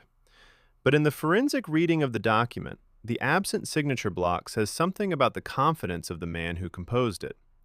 Von Leutwitz, who'd stated in writing before the offensive began that he didn't believe Bastogne could be taken with the forces at his disposal, apparently didn't want his name on the demand that the garrison prove him wrong. The aftermath of the reply inside Bastogne is perhaps more interesting than the famous word itself. McAuliffe drafted and distributed a Christmas message to his troops. Merry Christmas at the top, the word nuts invoked early. A passage about giving our country and our loved ones at home a worthy Christmas present. And that message was printed and distributed to the garrison on December 24th. It has become one of the most reprinted American military documents from the Second World War. What it doesn't reveal, and what the supply logs of the same date do reveal, is that when McAuliffe wrote the line about a worthy Christmas present, the artillery batteries were down to a fraction of their normal ammunition allocation. The medical garage was treating the wounded with improvised instruments, and the aerial resupply that had begun the previous day was not yet sufficient to call the crisis resolved. He was writing inspirational prose for 12,000 soldiers in a condition that he, above everyone in Bastogne, knew most precisely. That gap, between the tone of the Christmas message and the reality of the supply logs, is not a contradiction. It's a form of command. Within hours of the reply being delivered, the wire services had the story. By December 23rd, newspapers across the English-speaking world were printing McAuliffe's response. The word nuts, incomprehensible to two German officers at a farmhouse in Belgium, was entirely comprehensible to every American, British, and Canadian reader who opened a newspaper that morning. In a week when the Battle of the Bulge had produced genuine alarm at the highest levels of Allied command, when SHAEF was adjusting its defensive lines and the initial shock of the German breakthrough had not yet fully settled, nuts functioned as something more than a colorful anecdote. It told civilians and soldiers alike that someone, in the middle of the worst German offensive of the year, was treating the situation as manageable. That's not a military outcome. It's an informational one. The word that Private Palma used to clean his gun was doing strategic work, 200 kilometers away, before the day was out. Harper, driving back to his regimental headquarters after delivering the reply, later admitted that he immediately began worrying about having been too aggressive with the German delegation. He feared his anger might intensify the attack on his positions. The Luftwaffe bombed Bastogne that night. The threatened artillery bombardment never came, because the guns weren't where the ultimatum said they were, and the men of the 327th, who'd spent December 22nd the same way they'd spent every other day, cold, hungry, rationing ammunition, watching the tree line, went back to watching the tree line. The history had happened. The siege continued. Chapter 8. The Weather God's Veto, December 23rd. 0300 hours, the 22nd of December, 1944. Somewhere in the operations building of the 9th Troop Carrier Command, a meteorological section officer was writing an entry in the weather log. The entry noted a ridge of high pressure advancing from the northwest, clearing expected before first light. Recommendation: commence mission planning immediately. Below it, in a different hand, someone added that the relevant air command had been advised and confirmation was awaited. That log entry, written in the middle of the night by someone whose name does not appear on any memorial, any citation, or any standard account of the Battle of Bastogne, was the hinge on which the supply situation turned. Not the paratroopers, not the generals, not the supply officers who'd been calculating diminishing ammunition inventories for days. A weather forecaster, reading a barometric trend at 3 in the morning, writing a recommendation that had to be right. 6 days of fog, overcast and freezing rain had preceded that entry. From the 16th of December onward, Allied air power over the Ardennes was effectively neutralized. Not by German fighters, the Luftwaffe was present but not dominant over the battlefield, but by weather. Aircraft that could have struck German armored columns on the roads interdicted the supply lines bringing fuel and ammunition to the 47th Panzer Corps, or dropped supplies to the besieged garrison at Bastogne, sat grounded at airfields across England and France. The weather was not background. For 6 days, it was the decisive operational factor on the Western Front, and it was working entirely for Germany. Every hour of overcast was an hour that the 101st supply logs moved closer to zero. Every foggy morning that grounded the transport aircraft was a morning that the garrison's ammunition state declined and the medical station ran lower on plasma. The Germans didn't need to break the perimeter. They just needed the clouds to hold. The Pathfinder operation was the prerequisite that made everything else possible, and it remains one of the less celebrated episodes of the entire siege. 20 soldiers from the 101st Airborne's own Pathfinder company had been briefed, equipped, and held at airfields for days, waiting for the weather window that might never come. Their mission was specific and non-negotiable.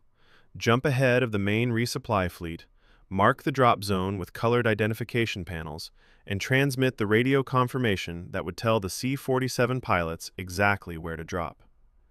Without the Pathfinders on the ground first, the resupply mission was a fleet of aircraft flying over a snowfield with no confirmed reference points, dropping colored parachutes into the general vicinity of a surrounded town. With the Pathfinders, it was a coordinated delivery. On the morning of the 23rd of December, at first light, 20 men jumped from C-47s into what was still, in the strictest sense, enemy-controlled airspace. They landed under small arms fire. They set up their equipment. They transmitted. 264 C-47 Skytrains were dispatched. 253 reached the drop zone. The 11 that didn't make it encountered anti-aircraft fire intense enough to divert them before they could identify the panels. One crashed near the 463rd Parachute Field Artillery's positions at Himroll. The artillerymen could see it go down from their gun pits. The others made their runs, the colored parachutes deployed in the gray December air. Red for medical supplies, yellow for rations, blue for ammunition, white for signal equipment, and 334 tons of material fell into the snow around Bastogne. The artillerymen in the field looked up, according to Lieutenant Colonel Cooper's recollection, and saw the sky filled with color. It was, he said, an early Christmas for the battered bastards of Bastogne. It was also, by the precise arithmetic of the supply logs, the difference between the guns being silenced on Christmas Eve and the guns having something left to fire on Christmas Day. The supply log detail that I keep returning to, when cross-referencing the drop manifest against the garrison's pre-drop ammunition state, is the mismatch between what the drop provided and what the medical station needed. 334 tons sounds comprehensive, but the colored bundles were allocated primarily by military priority. Ammunition first, because dead guns lose battles faster than undertreated wounds, and the medical allocation represented a fraction of the total weight. The garrison's 326th Medical Company's Improvised station received medical supplies in the drop, but the after-action record notes that morphine, plasma, and surgical dressings remained critically short after the 23rd. The guns got what they needed on December 23rd. The doctors got what was left. That allocation decision was made by somebody in a supply depot, working from priority matrices, and it was probably the right military decision. It was also the decision that meant men in the garage on Christmas Eve were still improvising with instruments that weren't designed for what they were doing. Approximately 15 to 20% of the drop bundles fell outside the perimeter. The colored parachutes came down on both sides of the wire, in the snow and the trees of the Belgian countryside. German soldiers recovered American supply bundles in the days following the drop. They were eating K rations in some cases that had been packed for paratroopers. They were using signal equipment that American radio operators in Bastogne didn't receive. This percentage loss was built into the planning model. 9th Troop Carrier Command's resupply doctrine acknowledged a percentage of off-target drops as normal, but it has an uncomfortable implication when you think about it in human terms. The garrison was, measurably, resupplying the enemy that was trying to take it. Not by choice, not by error, but because the physics of aerial resupply in a contested zone mean that not everything lands where it's aimed. The Bastogne perimeter was not a solid line. It was a permeable boundary, and some of what fell from the sky on December 23rd crossed it, going the wrong direction. The follow-on drops on December 24th and 26th extended the resupply operation, but the 23rd was the critical delivery, the one that arrived at the precise moment the garrison's ammunition state was at its most precarious and the weather window was first opening. On the 24th, approximately 160 aircraft dropped a further 100 tons, including supplies the foragers of the 463rd found in Mormelon's abandoned flour dumps.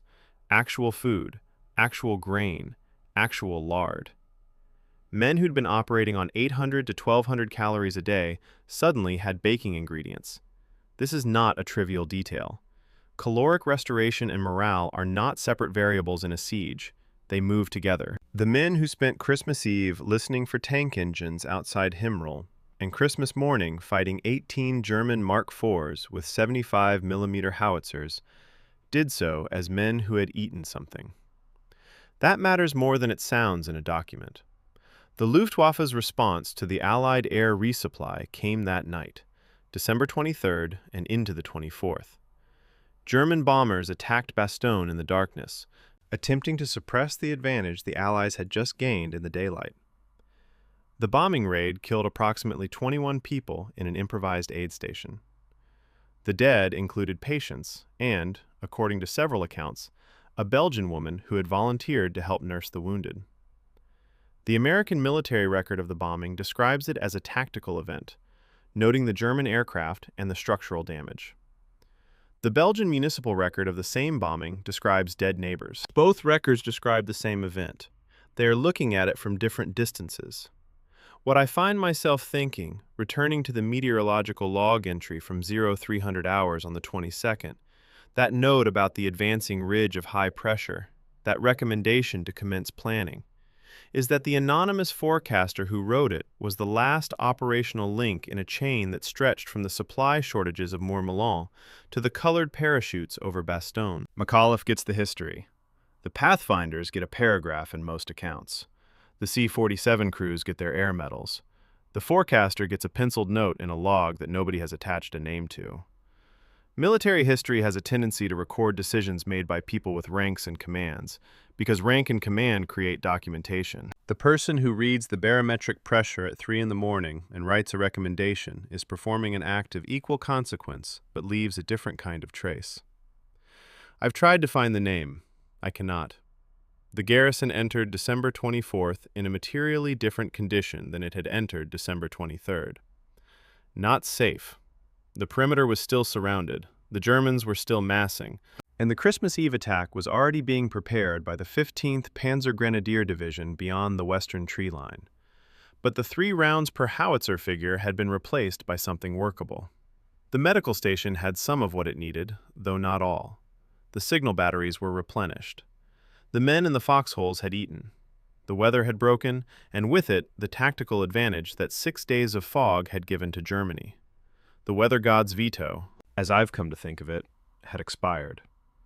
What came next would be decided by the men on the ground, and the guns, and the darkness, and the 18 whitewashed tanks that were assembling in the pine trees west of Hemmerl.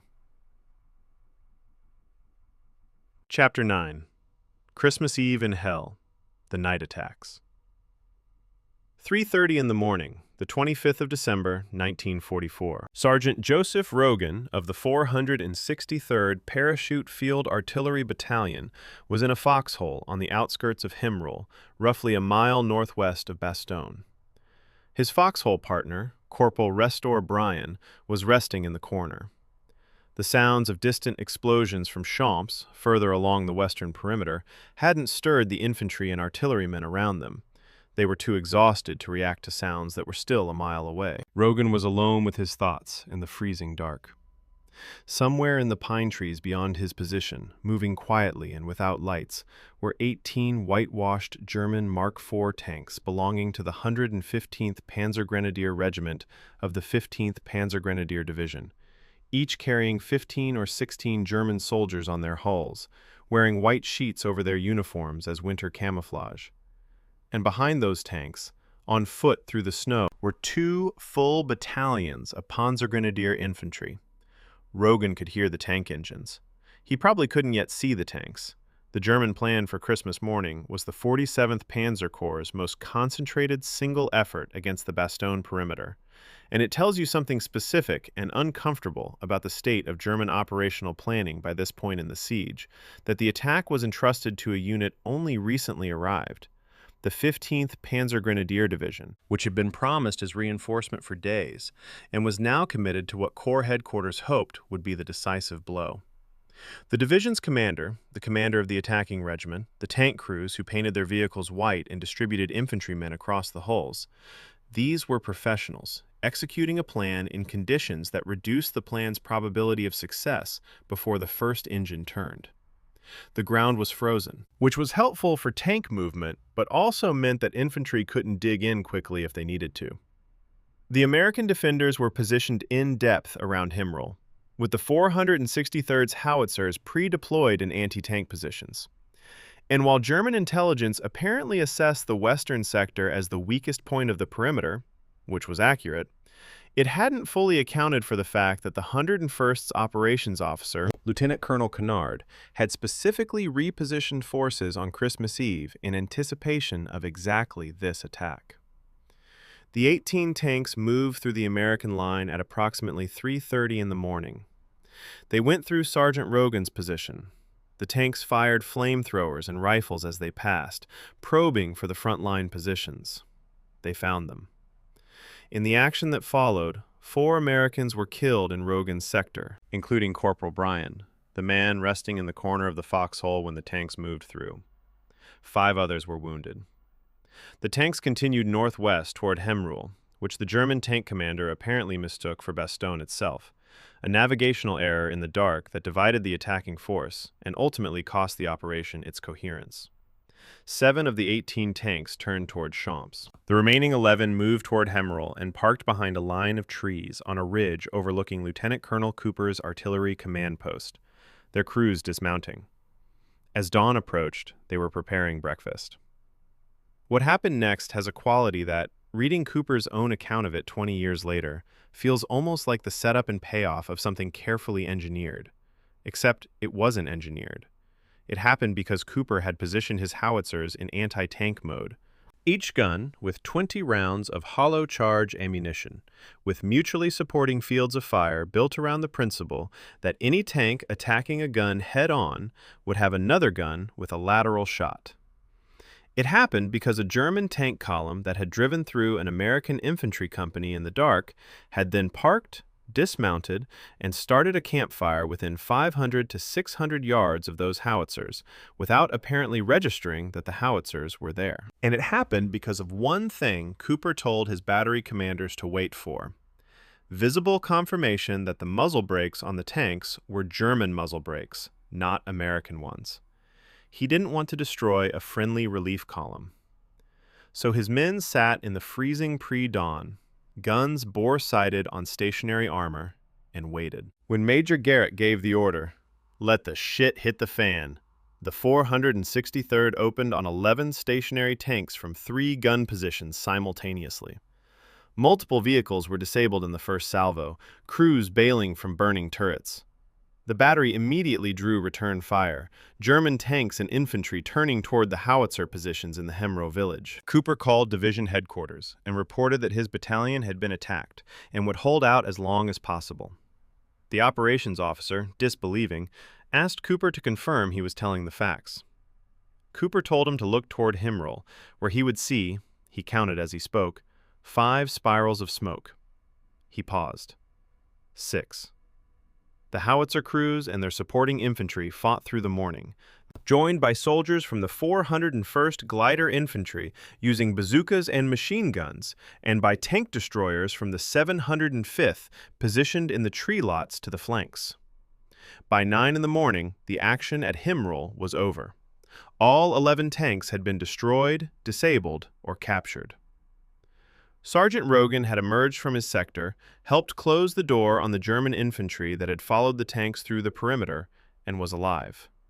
Brian was dead. Cooper had a German Mark IV, captured intact and running, which he drove back to his command post with a white undershirt on the barrel tube. He called division and told the acting artillery commander he had a Christmas present, but the man would have to come pick it up himself. The 7 tanks that had turned toward Champs met a different formation. Elements of the 502nd Parachute Infantry Regiment, positioned around the village, met them with a combination of tank destroyer fire and close-range bazooka work. In a fight that Cooper's narrative and the divisional history both describe as happening simultaneously with the Himrel action, those 7 tanks were also destroyed. The total result of the Christmas morning assault was 18 German tanks committed to the most concentrated single armored attack of the entire siege. And by 9 in the morning, all 18 were accounted for, dead, disabled, or captured, without the attacking force ever reaching the center of Bastogne.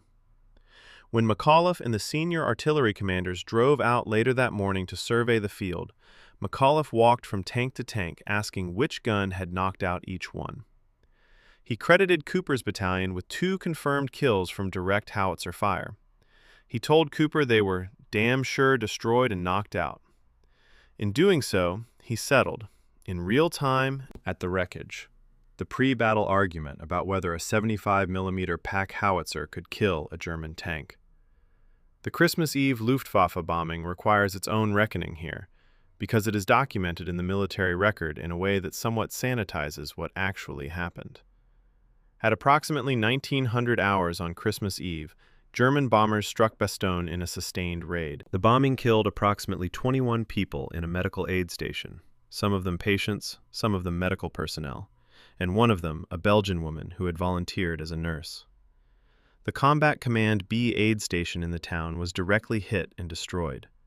The American military record describes this as a tactical bombing event. The Belgian municipal records of Bastogne, as I've noted before, describe it differently, in the language of a community that lost neighbors. What the Luftwaffe was attempting to do was suppress the advantage the Americans had gained from the December 23rd resupply drop, and to disrupt the medical infrastructure of the garrison.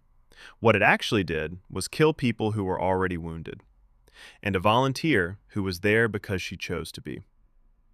To me, the Christmas morning action at Himrel is less the story of American heroism, though it was certainly that, and more the story of German operational exhaustion. A professional, well-equipped German division had driven 18 tanks and 2 battalions of infantry through an American perimeter at 3:30 in the morning, had navigated the dark, had silenced frontline positions, and had arrived at what it believed was the edge of Bastogne, only to stop, dismount, and make breakfast, within fire range of howitzers that were already bore-sighted on them. I'm not diminishing the courage of the 463rd's crews or the infantry who closed the perimeter behind the breakthrough. I'm noting that the German tank commander, whose own radio message at 4:15 in the morning reported successful progress and minimal resistance, was dead or captured by 9. The plan had been competently executed and operationally sound, up to and including the moment it stopped moving and started making breakfast. The abandoned Mark IV, engine running, white-sheeted infantry gone, in the snow outside Himrel, Carson Childress learned to drive it and followed Lieutenant Colonel Cooper back to the command post. Cooper put a white undershirt on the barrel, announced it by radio, and waited for the senior officers to come and see. When they arrived, McAuliffe settled the tank versus howitzer debate that had been running since the first dinner conversation at Mormillon. He settled it at the wreckage, in the December snow, with ricochet marks in the field, pointing back to the guns that had made them. Then he and the other commanders got back in their vehicles and drove back to a town that was still surrounded, still rationing its medical supplies, still waiting for a relief column that was fighting its way north from 30 kilometers to the south. The Christmas morning victory was real. The siege was not over. Chapter 10. Patton's Pivot, The Mathematics of a Miracle. The 19th of December, 1944, at Verdun, France. Eisenhower had called a conference of senior Allied commanders to address the German offensive. The atmosphere was, by multiple accounts, tense without being panicked, the level of professional alarm that experienced officers maintain when the situation is serious but not yet resolved. When Eisenhower asked the assembled commanders how quickly a counterattack northward toward Bastogne could be mounted, General George S. Patton said he could attack in 48 hours. Eisenhower's reported response was skepticism. He said something to the effect of, "Don't be facetious." Patton told him the orders had already been given. The movement had already started. There was a moment of silence. Eisenhower accepted it. What Eisenhower probably didn't know, and what most accounts of this famous exchange do not include, is that Patton had been gaming out the northward pivot since at least the 12th of December. 4 days before the German offensive began, his 3rd Army G4 section had prepared a planning document labeled Contingency North, describing road routes, bridge weight classifications, fuel depot locations, and movement timetables for a hypothetical 90-degree reorientation of the 3rd Army's axis of advance. When the German offensive made the hypothetical actual, Patton's staff didn't start planning. They went to the filing cabinet. This is the part of the Patton story that the mythology consistently obscures, because the mythology wants a man and his intuition, and the reality was a man and his logistics staff. Brigadier General Walter Muller, 3rd Army's G4 officer, was the logistical architect of the pivot, and his name appears in fewer than a handful of popular accounts of the relief of Bastogne. What Muller managed between the 19th and the 26th of December was the movement of approximately 250,000 soldiers, their vehicles, their weapons, their fuel, their ammunition, and their medical support 90 degrees on roads that were frozen, congested, and under German observation in winter conditions that reduced vehicle reliability and road surface integrity simultaneously. The movement involved more than 130,000 vehicles. Traffic control alone required the assignment of a dedicated engineering battalion to nothing but road management. The fact that it worked, that the 4 armored divisions advance element reached Bastogne's perimeter on December 26th, is not a miracle. It's the outcome of 4 months of logistics preparation, 12 days of contingency planning, and 48 hours of professional military administration performed under pressure. The contingency planning file dated December 12th matters more than the conference at Verdun, in my reading of the record. Professional armies plan for contingencies they haven't been ordered to execute. That's a standard staff function. But Patton's staff had prepared a file sufficiently detailed to serve as an actual movement order rather than a concept paper. The route network to the north of the 3rd Army's current positions had been assessed. Bridge classifications had been checked against the weight of the heaviest vehicles in the moving formations. Fuel depot locations had been mapped against the fuel consumption rates of the projected movement distances. Whoever prepared that file, and it was a staff section, not a single officer, had done so with enough specificity that the file could be pulled from a drawer and executed. That's not intuition. That's institutional competence at the staff level. And it rarely receives the credit it deserves, because it doesn't photograph as dramatically as a famous general at a conference table saying something quotable.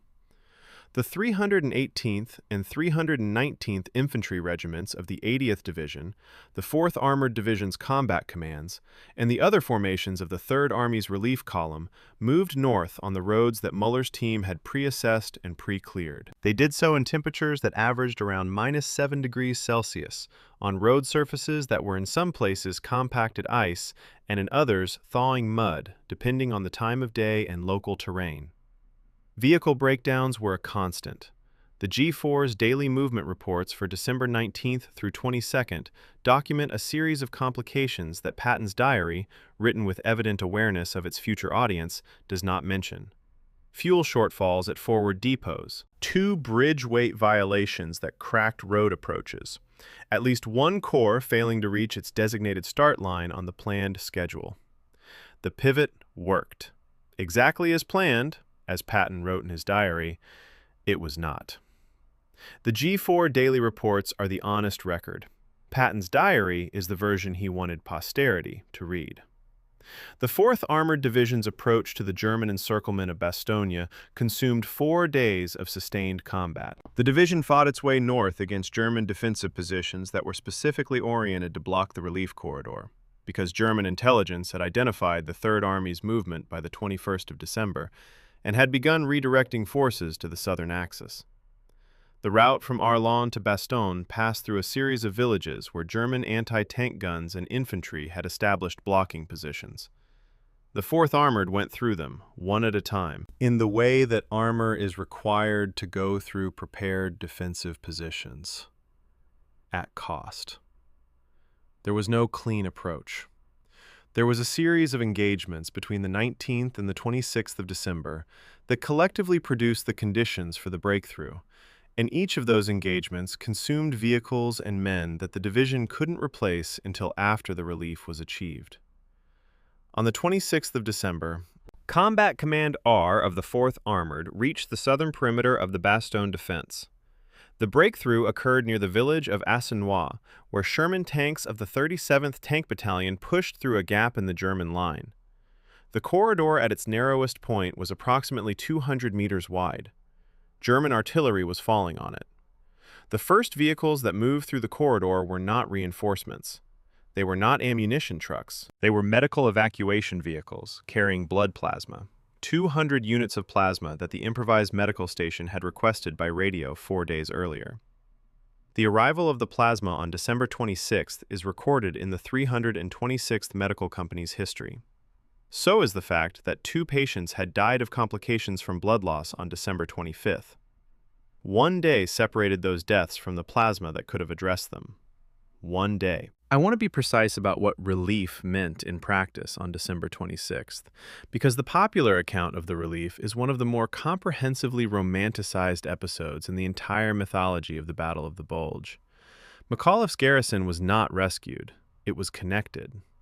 The 101st was at roughly 21% casualties, significant but not combat ineffective by any military standard.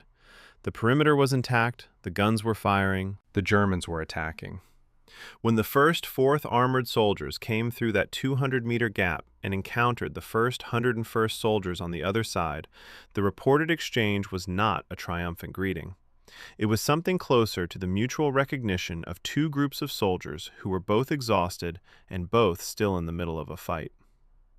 One account describes the first 4th Armored soldier seen by a 101st trooper as covered in mud, looking as bad as we did.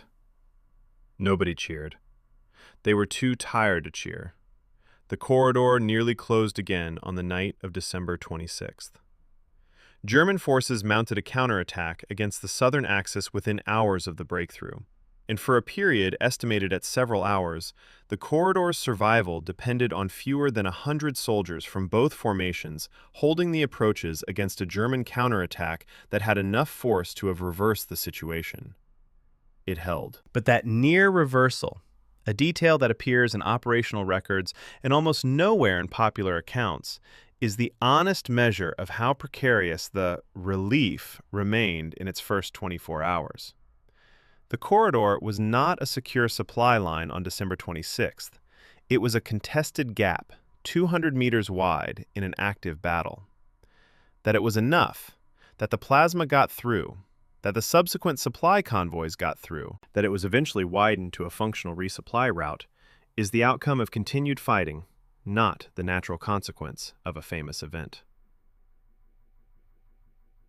Chapter 11. The Perimeter Diaries. 5 Voices from the Foxholes. The Cornelius Ryan World War II Research Archive at Ohio University holds, in Box 9, Folder 8, a collection of questionnaires completed by veterans of the 101st Airborne Division sometime in the 1960s, when Ryan was researching what would eventually become a different book. The questionnaires asked veterans to describe their experience in their own words, with no word limit and no prescribed structure. Most of the answers are short. Some are very short. One veteran, describing what he most remembered about Bastogne, wrote 2 words: the quiet. Then, below it, crossed out but still legible, no, the noise. I lied. I've spent a fair amount of time with that particular questionnaire, and I can't improve on it as a description of what memory does to extreme experience over 20 years. The first answer was what he decided to remember. The second was what he actually remembered. He crossed out the truth and left it visible. The Siege of Bastogne was not one experience. It was approximately 12,000 individual experiences, varying by position on the perimeter, by unit, by role, by the specific quality of luck that determines whether the shell that lands 20 meters from your foxhole lands at 20 meters or at 10. The after-action reports in the official histories give us the aggregate: the perimeter held, the artillery fired, the supply drop came, the relief arrived. What they can't give us is the accumulation of individual hours that produce the aggregate. That accumulation exists in fragments, in questionnaires, in veterans' memoirs written 20 or 30 years later, when the men had had enough distance from the experience to put words to it, in battalion journals where the entries were written by whoever was still standing at the end of the day, in the Ryan Archives' crossed-out truths.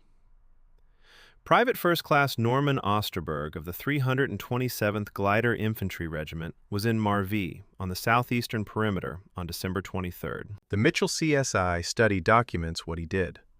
He used his bazooka to drive attacking German tanks away from his position repeatedly over a period of 3 hours, wounded, with tanks approaching within 10 yards of his foxhole. He received the Distinguished Service Cross. His citation was written by a battalion adjutant who was not present during the action. What the citation doesn't record, and what appears in a post-war veteran's account of the action at Marvie, is that Osterberg's foxhole partner was killed in the first minute of the German attack.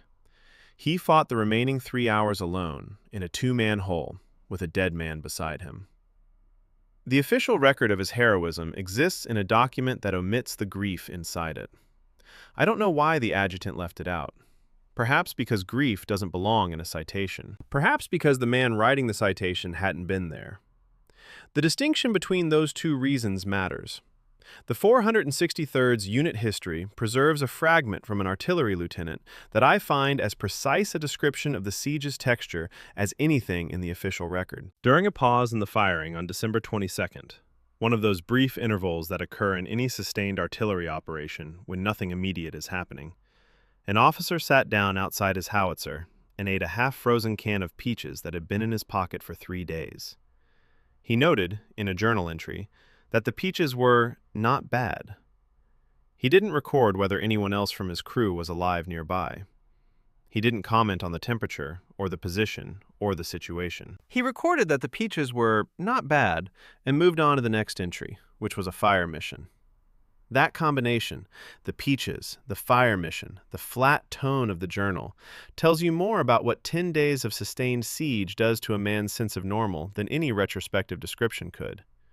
You eat what you have. You note that it was acceptable. You fire the next mission.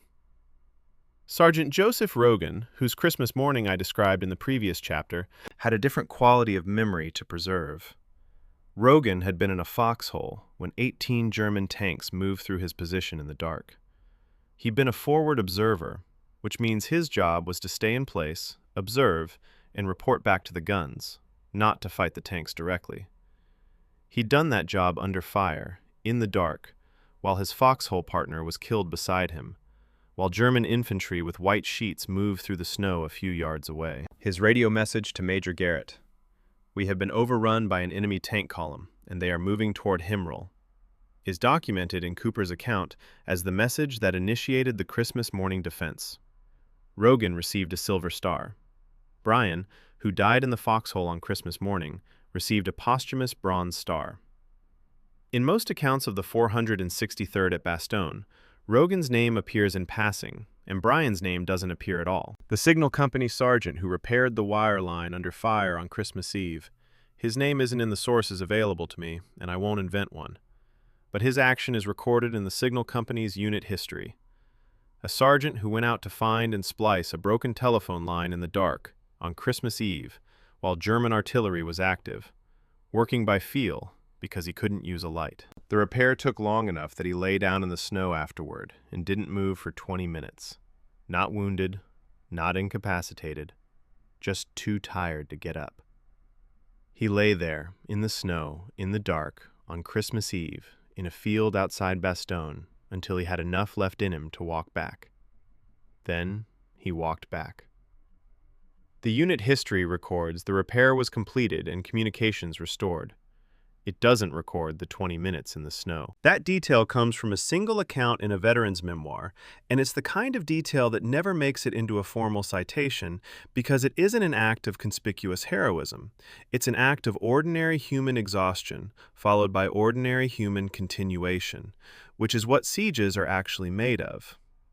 The German prisoner account that I've referenced in the outline for this chapter exists in a fragmentary form. It appears in Belgian Veterans Association records from the 1950s, translated from German, and describes the experience of a German soldier captured near Bastogne who was placed in the improvised medical station alongside American wounded. What he noted most clearly, according to the account, was that he received the same food that the American soldiers received. He had not expected this. That detail, the shared ration, the same food given to a prisoner and a defender, isn't a dramatic humanitarian gesture. It was probably practical. Sorting rations by prisoner status in a garage treating 1,000 patients would have been impossible. But the German soldier remembered it as meaningful. He wrote it down years later. It ends up in a Belgian archive and not in any American account of the siege, because American accounts of the siege are not, generally, looking at the experience from inside the German perspective. What I find myself sitting with, after spending a long time in these fragments, the questionnaire with the crossed-out truth, the peaches, the 20 minutes in the snow, the shared ration, is the gap between what the aggregate record says happened and what it felt like to be inside it. The aggregate record says the perimeter held, the supply drop came, the relief arrived, and the 101st was victorious. All of that is true. But the perimeter held in specific individual foxholes, by specific individual people, for specific accumulated hours, in conditions that the aggregate record doesn't fully contain. 12,000 soldiers produced one outcome. The official record preserved that outcome. The fragments in the veterans' questionnaires and the margins of the unit histories preserve something else: the texture, the weight, the crossed-out truths of what it actually cost to produce it. Chapter 12. The Artillery of Last Resort. The 21st of December 1944, somewhere in the 463rd Parachute Field Artillery Battalion's command post at Himrel, Lieutenant Colonel Cooper had received word from his battery commanders that the howitzers had been redeployed from their standard indirect fire positions into pre-prepared direct fire positions, muzzles lowered, bore sighted on the approaches, crews instructed in a mission they hadn't trained for. The M1A1 75mm pack howitzer, which the 463rd carried, was designed for airborne operations. It weighed 1,339 pounds assembled, could be broken down into 9 loads for parachute or mule transport, and fired a 14.5-pound shell to a maximum range of approximately 8,700 meters in its standard indirect fire role. It was not designed to kill tanks. It was designed to support infantry by firing shells in a high arc over terrain and obstacles. The idea of deploying it as a direct-fire anti-armor weapon was, at the time Cooper moved his guns into anti-tank positions, an improvisation born from necessity, and from the specific, inconvenient fact that the garrison's actual anti-armor capability, the 73rd and 77th millimeter guns of the tank destroyer and anti-tank units, was stretched thin across 16 miles of perimeter. The pre-war and pre-battle argument about whether the pack howitzer could kill a tank deserves a full treatment here, because it ran through the entire siege and was settled, definitively, in the snow, at the wreckage, on Christmas morning. Cooper's battalion had come to Bastogne from a different chain of command, originally attached to the 17th Airborne Division, then temporarily attached to the 101st for administration and rations. The 463rd was, in a strictly formal sense, an outsider unit whose inclusion in the Bastogne defense rested on Cooper's personal initiative in volunteering to Colonel Harper on the evening of the 18th. The 101st's own artillery commanders, meeting Cooper at dinner in the days before the offensive, had directly challenged his assertion that the pack howitzer could defeat German armor. The division artillery commander, McAuliffe, who was also the acting division commander, had apparently told his staff that pack howitzers might disable tanks, but couldn't knock them out. This was the institutional position, derived from doctrine, accurate in most standard tactical scenarios. What it didn't account for was the specific geometry of the Bastogne perimeter, where tanks were frequently entering at ranges and angles that made the standard doctrine calculations irrelevant. The critical ballistic insight that Cooper's crews developed during the siege, and which appears in the battalion's history as almost a footnote, though it wasn't one, was the relationship between the pack howitzer's trajectory and the roof armor of German tanks. A Panther tank's frontal hull armor was 80 millimeters thick at a pronounced slope angle, making it effectively impenetrable to a 75 millimeter shell at standard combat ranges. But the same Panther's roof armor, over the engine compartment and the turret ring, was 16 to 25 millimeters thick. A 75 millimeter high explosive shell fired in direct mode at close range, under 100 meters in some engagements, 500 to 600 meters at Himrel, strikes the tank on a descending trajectory that hits the roof rather than the hull face. At those impact angles, a shell that would bounce off the front could penetrate the top. Cooper's crews had discovered this through experience in previous campaigns, going back to Sicily and Italy. They'd used it at Piazza Ridge against German armor in 1943. They knew it worked. The 101st's artillery staff hadn't been there for Piazza Ridge. The night of the 19th and 20th of December, when 7 American artillery battalions fired 2,600 rounds against enemy armor in a single day, represented the most concentrated fire support effort of the entire siege. Those 2,600 rounds, approximately 55 tons of shells by weight, consumed the garrison's ammunition reserve at a rate that the pre-movement loading decisions at Mourmelon had anticipated, but that no subsequent resupply could address until December 23rd. The decision to fire at that rate was correct. Slowing German armor was the tactical priority, and the alternative was perimeter penetrations that the infantry couldn't contain alone. But the consequence of firing at that rate was that by the 22nd, the guns were effectively silent on fire missions that weren't critical. No harassing fire, no counter-battery work, only direct anti-armor missions and emergency support for infantry positions under attack. The guns that were theoretically doing the most to hold the perimeter were doing so at the cost of their own continued operability. The Christmas morning engagement at Himrel resolved the tank versus howitzer debate in the most direct way possible, at the wreckage, in front of witnesses. When McAuliffe and the senior artillery officers drove out to survey the field, and McAuliffe asked at each burned tank which gun had produced the kill, Cooper pointed to the ricochet marks in the snow and the bore-sighted guns that produced them. 2 kills were confirmed beyond dispute. The remaining tanks had been engaged from so many directions, pack howitzers, bazookas, tank destroyers, that individual kill attribution was impossible.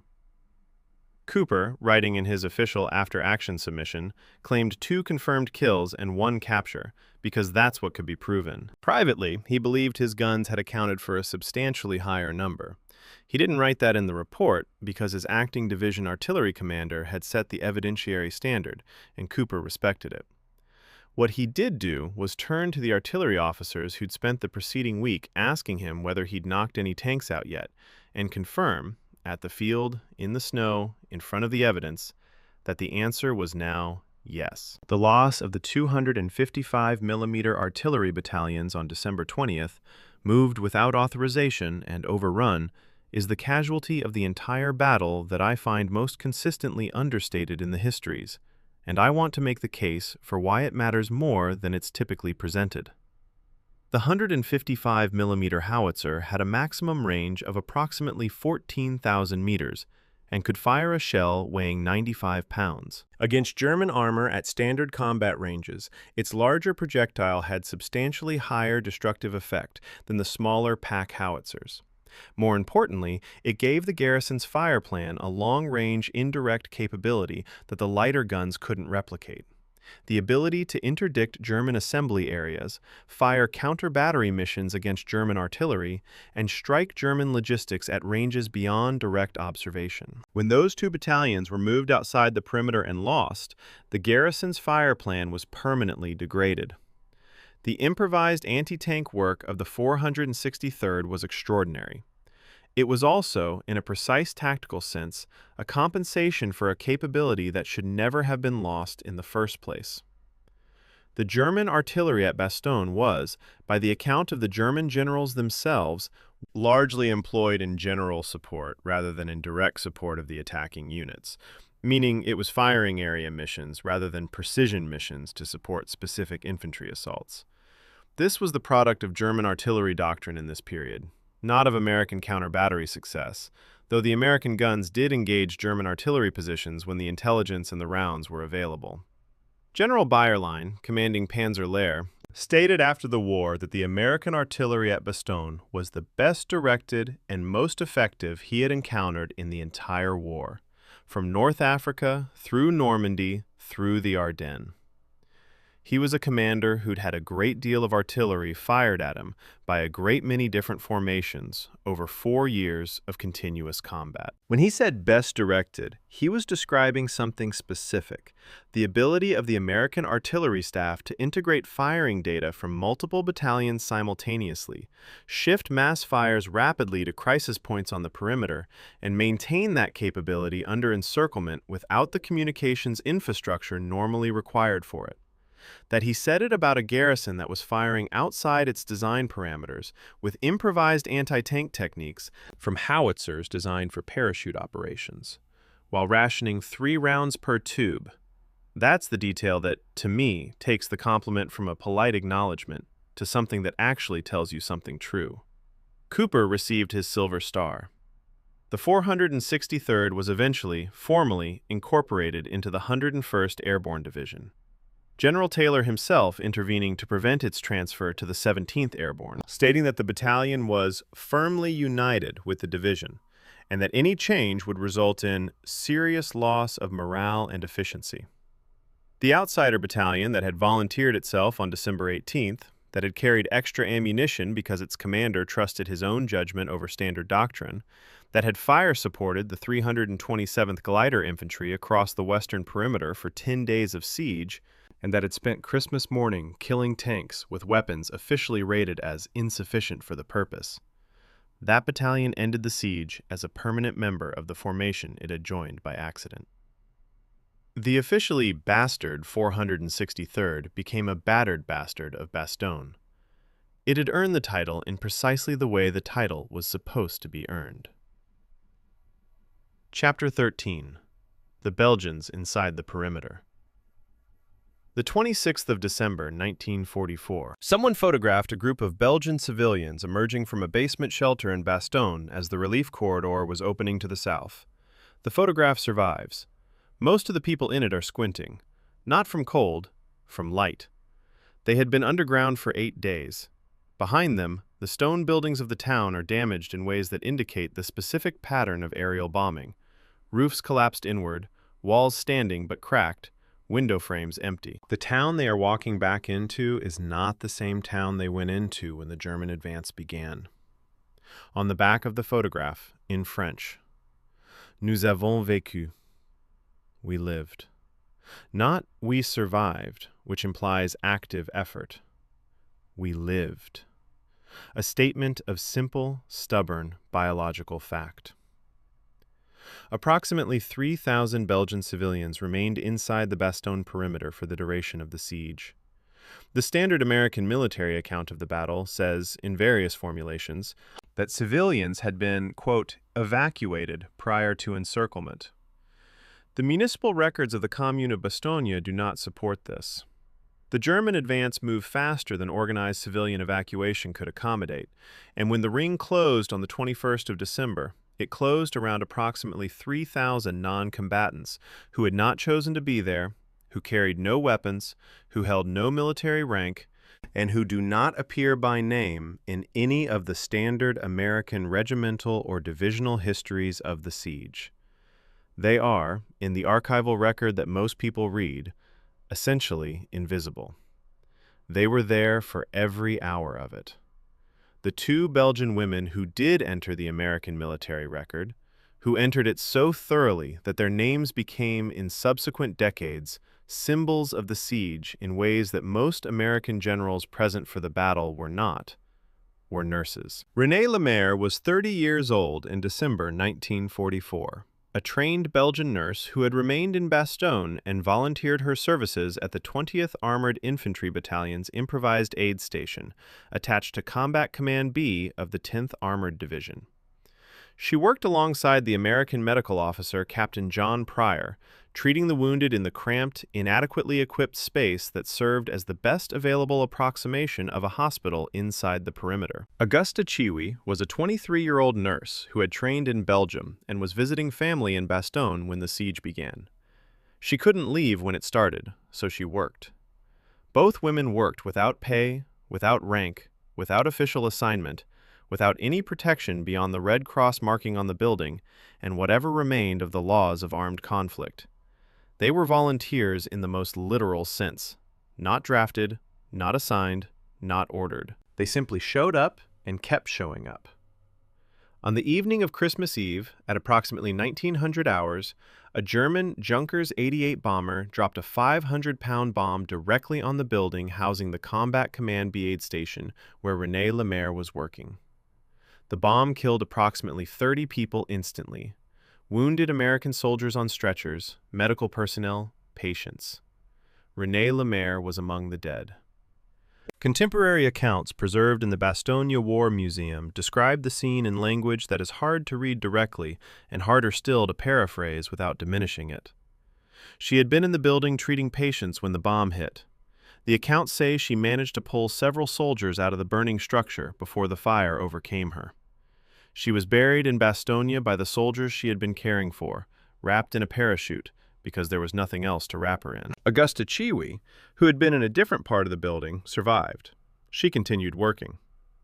When I look at the records of this evening, the German bombing raid noted in the operational summary as a tactical event, cross-referenced against the Belgian memorial records of the same night, the gap between those two descriptions is one of the places in this history where the available language is genuinely inadequate. The civilian population of approximately 3,000 was not a passive presence inside the perimeter. Belgian civilians provided accommodation for command posts. The division headquarters itself operated from a Belgian building. They shared their cellars with American soldiers taking shelter from bombardment. They provided local geographic knowledge that the hastily arrived garrison didn't have. Seminary students in Bastogne, young men training for the priesthood who had been sheltering in the town, served as litter bearers and stretcher carriers for the improvised medical station, moving wounded between positions under fire, without military training, without weapons, without any authority to be doing what they were doing except the authority of being present and capable. Their names appear in Belgian historical records and almost nowhere in the American archive. The standard English-language documentary account of Bastogne, in 80 years of telling, has found room for the famous word and the famous general and the famous pivot of Patton's army. It has found rather less room for the litter bearers from the seminary. The Luftwaffe bombing raids across the Christmas period, December 23rd through 26th, are documented in the American military record primarily as tactical events affecting military positions and military personnel. The Belgian municipal death records of Bastogne document the same raids differently. Approximately 35 civilians died in Bastogne during the siege, most of them in the Christmas period bombing, most of them in structures that they had believed were adequate shelter.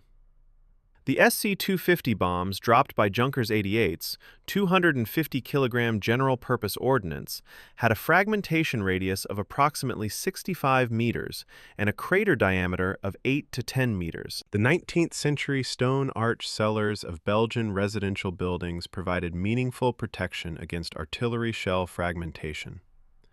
Against a near miss from a 250-kilogram bomb, they were considerably less reliable. The 35 civilian deaths during the Siege of Bastogne appear in no American military memorial. The Martisson Memorial outside Bastogne, dedicated in 1950, lists American military units. The Belgian civilians who shared the perimeter with them are not named on it. To me, the most significant single detail about the civilian experience of Bastogne is the one that requires no dramatization. 3,000 people were inside that perimeter for 8 days, without weapons, without resupply priority, without the training or the chain of command that allowed the garrison to function, and they stayed. Some of them stayed because they had nowhere to go. Some of them stayed because the roads out were already under fire when they tried to use them, and some of them stayed because they chose to help. The three categories are not mutually exclusive, and the historical record doesn't always separate them. What it does preserve, in the Belgian Municipal Archive and in the handful of Belgian veterans' accounts from the 1950s and 60s, is the texture of what it meant to be a civilian inside a military siege. The basement walls, the sound of artillery above, the decision about whether to volunteer your church building as a command post, the moment when the nurse you knew from the street went to work in a building that was subsequently bombed. That texture belongs in the history of Bastogne. It always has. It has simply been consistently assigned to the margins. The Bastogne War Museum on the Colline du Martisson houses, in its civilian archive section, the photograph of people emerging from the shelter on December 26th, the squinting against the light, the Nous avons vécu on the back.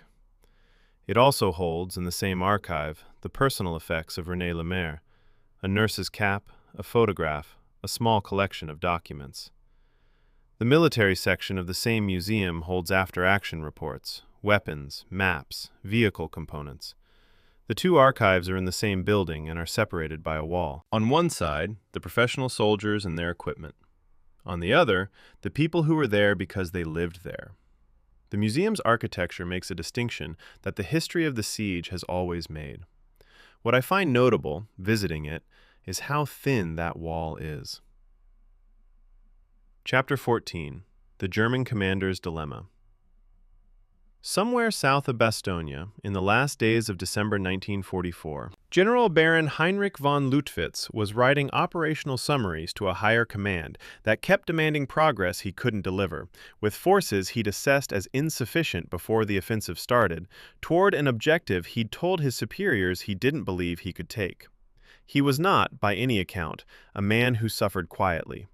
He was a professional soldier of the old Prussian tradition, demanding, direct, uncomfortable with the gap between what orders required and what reality permitted. His corps had been attacking Bastogne, in various combinations and with various weights of force, since the 19th of December. It was now the 25th. His Christmas Eve attack had failed. His Christmas morning attack had failed. The relief column from the south was approaching, and the document he was composing for 5th Panzer Army, the operational summary that, if submitted honestly, would describe the failure of a mission that had been assigned to him with inadequate means and impossible timelines, had to be written in language that a superior command would accept without triggering a chain of accountability that ran upward toward a Führer directive. The post-war record of German senior commanders in the Ardennes operation is, as a body of testimony, one of the more remarkable collections of retrospective self-assessment in the history of the Second World War. The U.S. Army Historical Division's Foreign Military Studies series gathered this testimony systematically. Dozens of German officers, from army commanders to corps commanders to divisional staff officers, wrote detailed assessments of the campaign they'd just lost, and those assessments were preserved in an archive that allows a researcher to read the German analysis of the same events that the American archive describes from the other direction. Von Leutwitz's contribution to that record, his assessment of the 47th Panzer Corps' operations at Bastogne, is not the document of a man discovering in retrospect what had gone wrong. It is the document of a man confirming in retrospect what he'd stated in writing before the offensive began. He'd said Bastogne couldn't be taken with his available forces. He'd said it at the Kielburg Conference. He'd said it in his operational assessments during the advance. He said it again to American interrogators after the war, and the consistency of those statements across that span of time is, in my reading, the most compelling evidence that his private assessment never changed. What von Leutwitz was fighting with, as of the 21st of December, when the encirclement of Bastogne was complete, was this: a Panzer Division that had begun the offensive at 60% personnel strength and 40% tank strength, and had been in sustained combat for 6 days. A 26th Volksgrenadier Division that had entered the offensive already missing 1 full regiment, had received the mission of actually taking Bastogne, despite being a light infantry formation against a town defended by paratroopers and armor. And a 2nd Panzer Division that was increasingly committed to its own westward advance toward the Meuse rather than the Bastogne reduction. The 9th Panzer Division and 15th Panzer Grenadier Division, promised as reinforcements, arrived late, at strength levels between 50 and 70%, and were committed to the Christmas Eve and Christmas Day attacks in a piecemeal fashion that the 47th Corps' own operational log describes as uncoordinated. Von Leutwitz had asked for mass. He received installments. The difference is the difference between a breakthrough and a series of costly local actions that achieve nothing. The piecemeal nature of the German attacks against Bastogne is not, in the German record, attributed to lack of will or lack of planning at the corps level. It's attributed to the fundamental tension between Hitler's 2 simultaneous demands: take Bastogne and continue the advance to the Meuse. These demands were in direct operational competition for every Panzer Division and every fuel truck on the entire western axis of the German offensive. When 5th Panzer Army allocated resources to maintain momentum toward the Meuse, those resources were unavailable for the Bastogne reduction. When resources were diverted to Bastogne, the westward advance slowed. The 47th Corps was caught in the middle of this competition, instructed to resolve it, but not given the means to do so. Von Leutwitz's operational summaries from this period, reconstructed from the post-war interrogation records and the Foreign Military Studies archive, repeatedly returned to the same observation. Sufficient force concentrated at Bastogne would have taken it, but concentrating sufficient force at Bastogne meant abandoning the broader offensive objective, which no one at Army Group or Führer headquarters was willing to authorize. General Fritz Bayerlein of Panzer Lehr described the American artillery at Bastogne in post-war testimony as the best directed and most effective artillery I encountered in the entire war. Bayerlein was a veteran of 4 years of continuous combat from North Africa through Normandy. He had had a considerable volume of artillery directed at him during that time by British, American, and, on occasion, Soviet forces. When he described the Bastogne artillery as the best he'd encountered, he was making a specific professional judgment about the quality of fire control, fire concentration, and rapid response to changing tactical situations.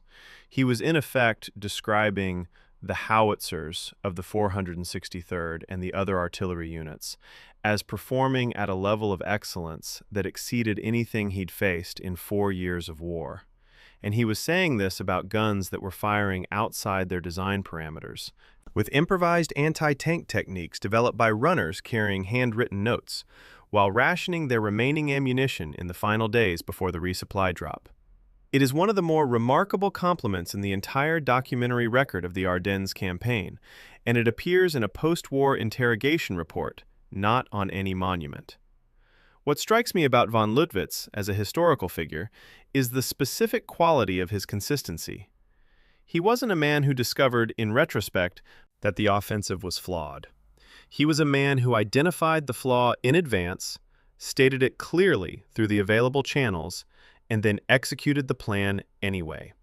Because that is what a professional soldier in a military hierarchy does when his assessment is overruled. He drove his corps hard. He demanded more from his formations than most of them had left to give. He composed the surrender ultimatum that produced the famous reply. He directed the Christmas Eve attacks that failed. And then he submitted operational summaries that described the failure honestly and attributed it to the structural inadequacies of the mission rather than to the character of the men who tried to carry it out. The post-war record bears him out.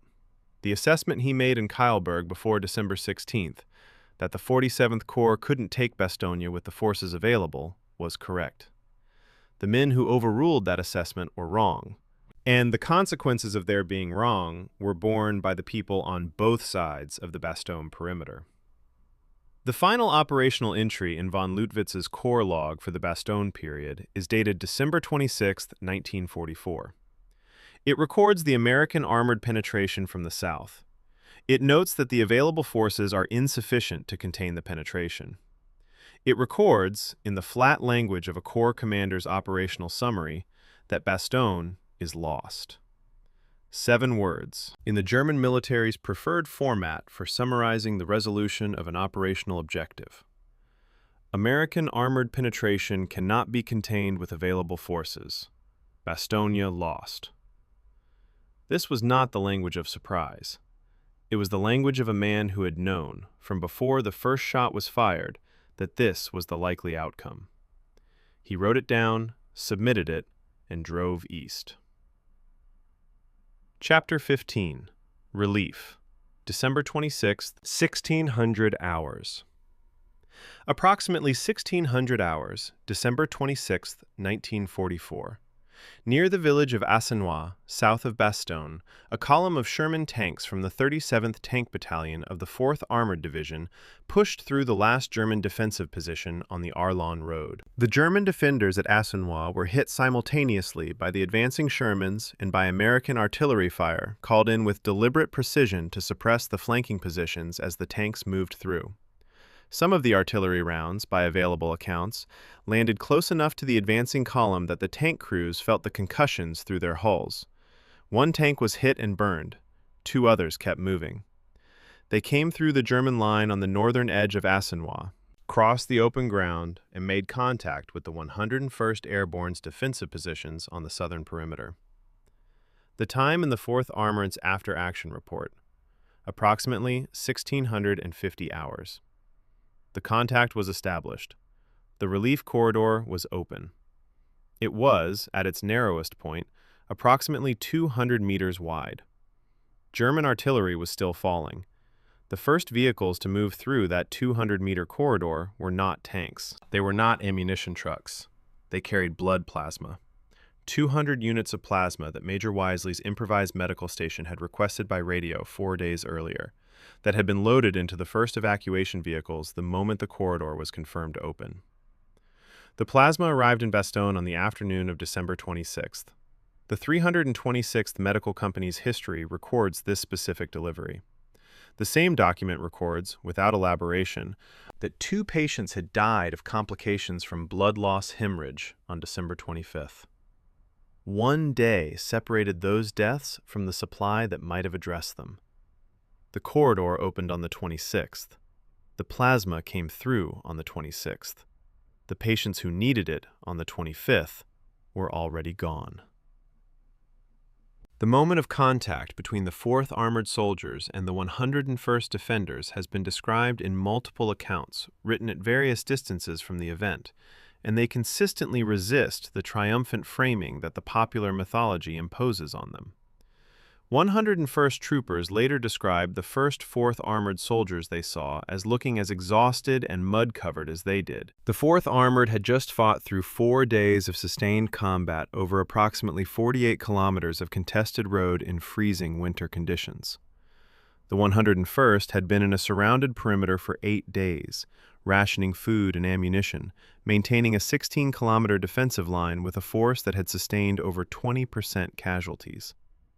When these two formations met in the gap at Bastogne, they were meeting as soldiers who were both, in different ways, near the outer edge of what sustained combat does to human capacity. Nobody cheered. The available accounts suggest something closer to the mutual recognition of people who have been through something very hard and are not yet finished with it. The German response to the corridor opening was immediate and serious. Von Leutwitz's corps, which still held substantial forces on both sides of the relief route, launched counterattacks against the Bastogne corridor within hours of the breakthrough. For a period estimated in the operational records at between 6 and 12 hours, the corridor's continued existence depended on the combined defensive effort of 4th Armored and 101st elements holding the flanks against German pressure that had the weight, if not the coherence, to close the gap again. It didn't close. But the margin was smaller than the word relief suggests. A relief corridor, 200 meters wide, under active German counterattack, held open by exhausted soldiers from two different formations who had never trained together, in the dark on December 26th and into December 27th, is not a secured supply line. It is a contested fact, requiring continuous effort to maintain. The popular account of the Bastogne relief ends at 1600 hours on December 26th. The operational account doesn't end there. It continues through the next several days of fighting to widen, secure, and eventually establish the corridor as something more than a gap in the German line. On December 27th, a convoy of 21 field ambulances and 10 cargo trucks moved out of Bastogne, carrying 260 patients. It was the first organized medical evacuation since the encirclement. By December 28th, 964 wounded men had been transported to higher echelon medical facilities. The improvised garage station at the Belgian army barracks, where Major Wisely and his 113 medics had treated more than 1,000 casualties since December 20th, was emptied. The wounded who had been lying on improvised litters in a vehicle garage, under a single German generator's worth of light, were being moved to actual hospitals with actual surgical suites and actual blood supplies. Most of them had been waiting for that move since the 19th of December. Some had been waiting for 9 days. What I find most honest about the documentation of December 26th is the 4 Armored Division medical officers' entry in the after-action report, written as the first vehicles were moving through the corridor.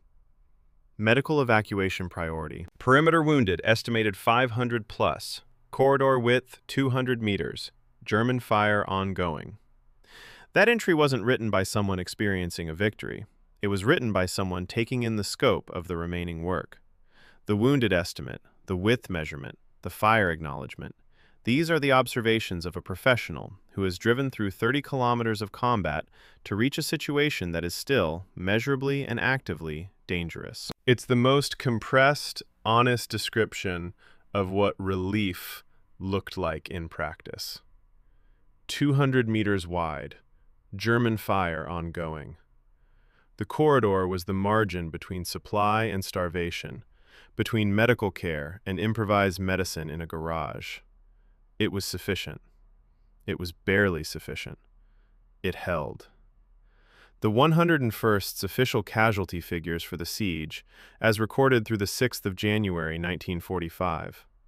341 killed, 1,691 wounded, 516 missing, 2,548 total. Against a force of approximately 12,000 combatants, this represents a casualty rate approaching 21%. The standard military threshold for a unit being assessed as combat ineffective is 30%. The garrison was at 21%.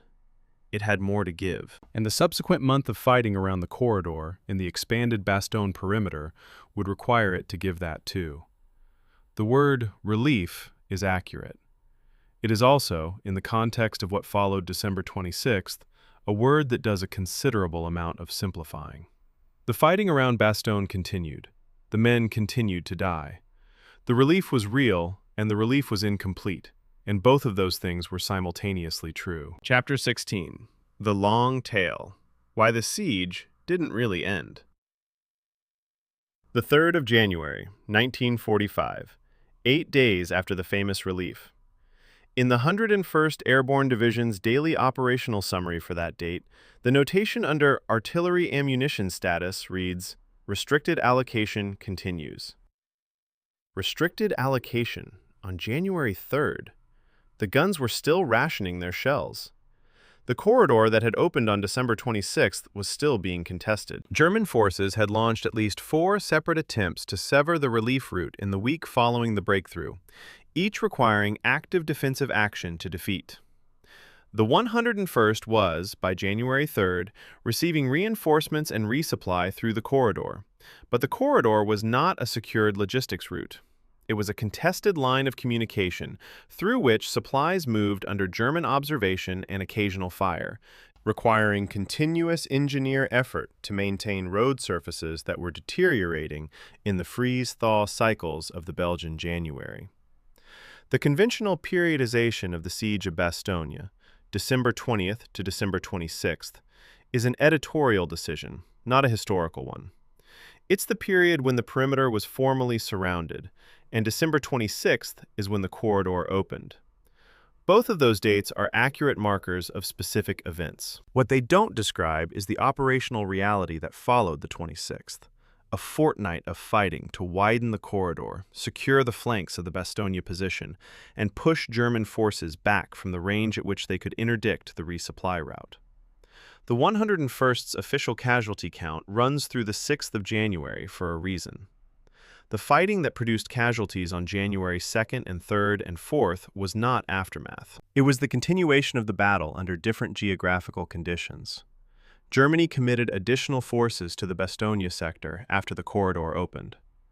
The Führer-Begleitbrigade, an elite formation that had been promised to von Luttwitz's corps as reinforcement during the siege but arrived too late to effect the encirclement, was deployed in the fighting around the corridor in the last days of December.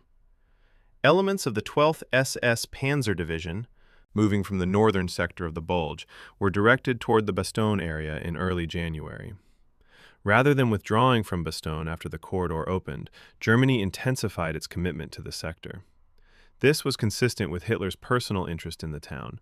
The same Führer directive that had named Bastogne by name before the offensive began continued to shape German operational priorities after the siege's formal end. The town that Hitler had ordered taken was now the town that Hitler apparently wanted denied to the Americans, even after it was clearly not going to fall.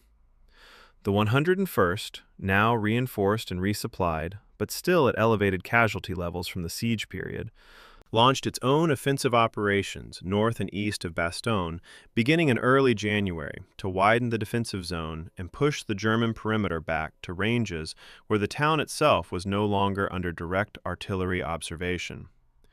These counterattacks, mounted by men who had been defending foxholes for 2 weeks and were now ordered to advance across frozen fields in temperatures that were, in the Belgian January, regularly colder than they had been in December, produced casualty rates comparable to the siege period itself. The after-action reports from this phase of the operation, filed by regimental and battalion commanders in the first 2 weeks of January 1945, describe the conditions without complaint, because these were professional soldiers writing for professional military audiences. The absence of complaint in those documents should not be read as the absence of cost. The question of when the siege actually ended is, as I've mentioned in earlier chapters, partly an editorial question. The Mitchell CSI study, the most rigorous single analytical treatment of the battle, covers operations through December 27th. The 101st Airborne Division's own history continues through mid-January, before the formation is moved to another sector. The final major German offensive operations in the Bastogne area are generally dated to mid-January 1945, approximately 27 days after the famous relief. If we date the beginning of the siege to the 20th of December, when the encirclement was complete, then the operational context of Bastogne, the continuous fighting in and around the town and its approaches, lasted approximately 27 days, not 6. The 6-day period of formal encirclement is the most dramatic part of that span, and it is the part that entered the mythology.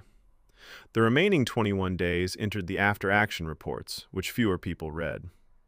General Maxwell Taylor returned to command the 101st Airborne Division on December 27, 1944. He had been in Washington when the German offensive began on December 16th. He had been in Washington when the division was alerted, loaded onto trucks, and driven through the night to Bastogne. He had been in Washington for the establishment of the perimeter, the loss of the clearing station, the encirclement, the ammunition crisis, the surrender ultimatum, the supply drop, the Christmas Eve bombing that killed René Lemaire, the Christmas morning tank battle at Himrel, and the relief. He arrived on December 27th, the day after the corridor opened, the day the first ambulance convoy rolled out of Bastogne carrying 260 patients. His after-action report for the Bastogne operation, filed in January 1945, is written in the first person as the commanding general's account of the division's actions. This is not unusual. It's standard military practice for the commanding general to submit the after-action report for his formation's operations, regardless of whether he was personally present for them. But I find the document worth reading with that context in mind. McAuliffe, who was there for all of it, is described in Taylor's report as the acting commander who carried out the defense. Taylor, who was not there for any of it, is the signatory on the document that the Army preserved as the commanding general's account. McAuliffe was never given command of a division again. He received a Distinguished Service Medal for his actions at Bastogne. He continued to serve, eventually reaching 4-star rank, but never in a command that the popular mythology would remember as clearly as the 10 days in December 1944, when he was the wrong man in the right place. The artillery commander who became the acting division commander by default, who issued the most famous one-word reply in American military history, who managed the supply crisis and the perimeter defense and the decision to hold, that man flew back to England, gave back the temporary authority the situation had given him, and returned to being the artillery commander. The question of whether this represented appropriate institutional recognition of his contribution is not one that military after-action reports address. It's one that the archive invites you to sit with. Chapter 17. What Bastogne Proved and What We Keep Getting Wrong. At the Murdasson Memorial on the hill above Bastogne, the star-shaped American monument dedicated in 1950, overlooking the town that holds the battle's name, there is a list of the units that fought in the Battle of the Bulge inscribed around the structure. The names are chiseled in stone. The 326th Airborne Medical Company is not listed. The 705th Tank Destroyer Battalion is not listed. The 463rd Parachute Field Artillery Battalion, the outsider unit that volunteered itself, loaded extra ammunition on informal authority, and killed tanks on Christmas morning with weapons officially rated as insufficient for the purpose, is not listed. The memorial was built to commemorate a victory. The archive records a siege. These are not the same document. The first myth that the archive corrects is the myth of the 101st alone. The popular account of Bastogne is, at its core, a story about the 101st Airborne Division.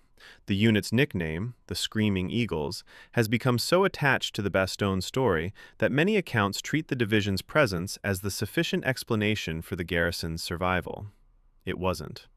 The 40 Sherman tanks of Combat Command B, 10th Armored Division, provided the anti-armor backbone of the initial defense at a moment when the 101st's own organic anti-armor capability was wholly inadequate to the tank threat. The 36 Hellcat tank destroyers of the 705th TD Battalion provided the mobile anti-armor response that allowed the garrison to counter German armor at multiple points simultaneously. The artillerymen of the 463rd, who had no formal assignment to the 101st and came because their commander asked a regimental colonel if he was needed, and the answer was yes. They held the western perimeter on Christmas morning against 18 German tanks. The 200 to 300 men of Team Snafu, whose units no longer existed and whose names don't appear in any regimental history, occupied positions on the line. The Belgian seminary students carried the wounded. The nurses worked in the burning building. The meteorologists read the barometer. The The defense of Bastogne was a collective act by a collection of people, some of them wearing screaming eagle patches and some of them not. And the mythology that assigns it primarily to one formation has been telling an incomplete story for 80 years. The second myth is the myth of the rescue. Patton's Third Army did not rescue a force that was about to collapse. It connected a force that was still fighting, and still capable of fighting, to a supply chain that it urgently needed.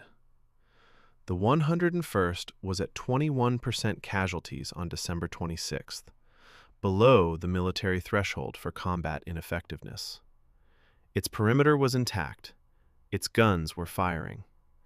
McAuliffe's Christmas Day operational assessment, reconstructed from the divisional operations log, does not describe a formation on the verge of defeat. It describes a formation under serious, sustained pressure, holding its positions, awaiting relief that it expected and needed, but was not depending on for its immediate survival. Patton's pivot was brilliant, operationally significant, and logistically extraordinary. What it produced on December 26th was a corridor through which plasma could be delivered and ambulances could drive. It was necessary. It was not, in the strict sense, a rescue. The distinction matters because the rescue narrative implicitly diminishes the garrison, suggesting that it was saved rather than relieved, that, without Patton, it would have fallen. The evidence from the supply logs and the operational reports doesn't support that conclusion for December 26th specifically, though it very likely would have supported it for late December or early January if the corridor had remained closed.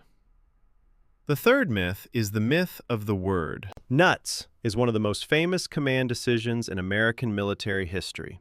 It appeared in newspapers across the English-speaking world within hours of being delivered. It became, in the context of the Battle of the Bulge's early shock, an informational act of significant strategic value, telling a frightened Allied public that someone in the middle of the worst German offensive of the year found the situation manageable enough to dismiss with a single syllable. None of that is wrong, but the mythology of nuts has elevated one man's reflex, because that's what it was, a half-asleep man's immediate reaction to an idea he found absurd, above the decisions that actually determined the siege's outcome. The supply officer who calculated the extra ammunition load at Mourmelon, the signal sergeant who repaired the wire under fire on Christmas Eve, the meteorologist who read the barometric pressure at 3 a.m, Lieutenant Colonel Cooper, who volunteered his battalion and drove it through the night because he was asked if he was needed, Major Wisely, who assembled the improvised medical station from whatever physicians and aidmen he could find, René Lemaire, who walked into an aid station that was not hers and kept working until a 500-pound bomb ended it. None of these people said anything memorable. They just did what the situation required. The archive knows their contributions. The mythology doesn't. What Bastogne actually proved, if we read the archive rather than the mythology, is 3 things, none of them especially comfortable as the foundation of a simple heroism story. First, lightly equipped infantry, properly supplemented with artillery and anti-armor assets, can defeat a numerically superior and heavier force in restricted terrain, but only if the heavier force is itself operationally compromised, which at Bastogne it was, by fuel shortages, piecemeal commitment, command disagreements, and Hitler's strategic overreach. This is not an argument against American courage or capability. It's an argument for the conditional nature of military outcomes. Second, logistics determines the outcome of sieges more reliably than any other single variable. Bastogne was held by 3 rounds per howitzer and a weather forecaster who was right about a barometric ridge. The courage and the training and the professional competence were present throughout. Without those 3 rounds and that weather window, they would not have been enough. Third, the civilian population inside a military perimeter is a participant in the battle, whether or not they carry a weapon, and the historical record owes them more than footnotes. Because those 3,000 Belgian civilians shared every hour of the siege with the garrison, and 2 of them are buried in Belgian soil, having died doing work that no one ordered them to do. To me, the most honest sentence in the entire Bastogne record is the one that a 4th Armored Division medical officer wrote in an after-action entry on the afternoon of December 26th. Corridor width, 200 meters. German fire ongoing. Not a victory statement, not a tribute, a measurement and a warning. A professional taking the temperature of a situation that was still dangerous, still requiring work, still costing lives. Bastogne was won because of the men in the foxholes, and the men at the guns, and the women in the burning building, and the sergeant in the snow, and the forecaster at the barometer, and the truck drivers who loaded extra ammunition on an informal suggestion in a parking lot in France. The archive knows all of them. It keeps them in separate files. It takes a certain amount of time in those files, cross-referencing, reading both sides, sitting with the crossed-out truths, before they assemble into something close to the complete picture. The 101st Airborne Division left Bastogne in mid-January 1945 and continued east into Germany. The Belgian civilians went back to their buildings when it was over, or to the ruins of their buildings, or to whatever remained. The Belgian government eventually built the Martyrs Memorial on the hill. The names chiseled in stone are the names that entered the mythology. The names that didn't make the stone are in the archive, in the after-action reports, in the medical company histories, in the veterans' questionnaires, in the crossed-out sentences, in the back of a photograph where someone wrote, in French, 2 words, "Nous avons vécu." We lived. The archive keeps that too. You just have to know where to look.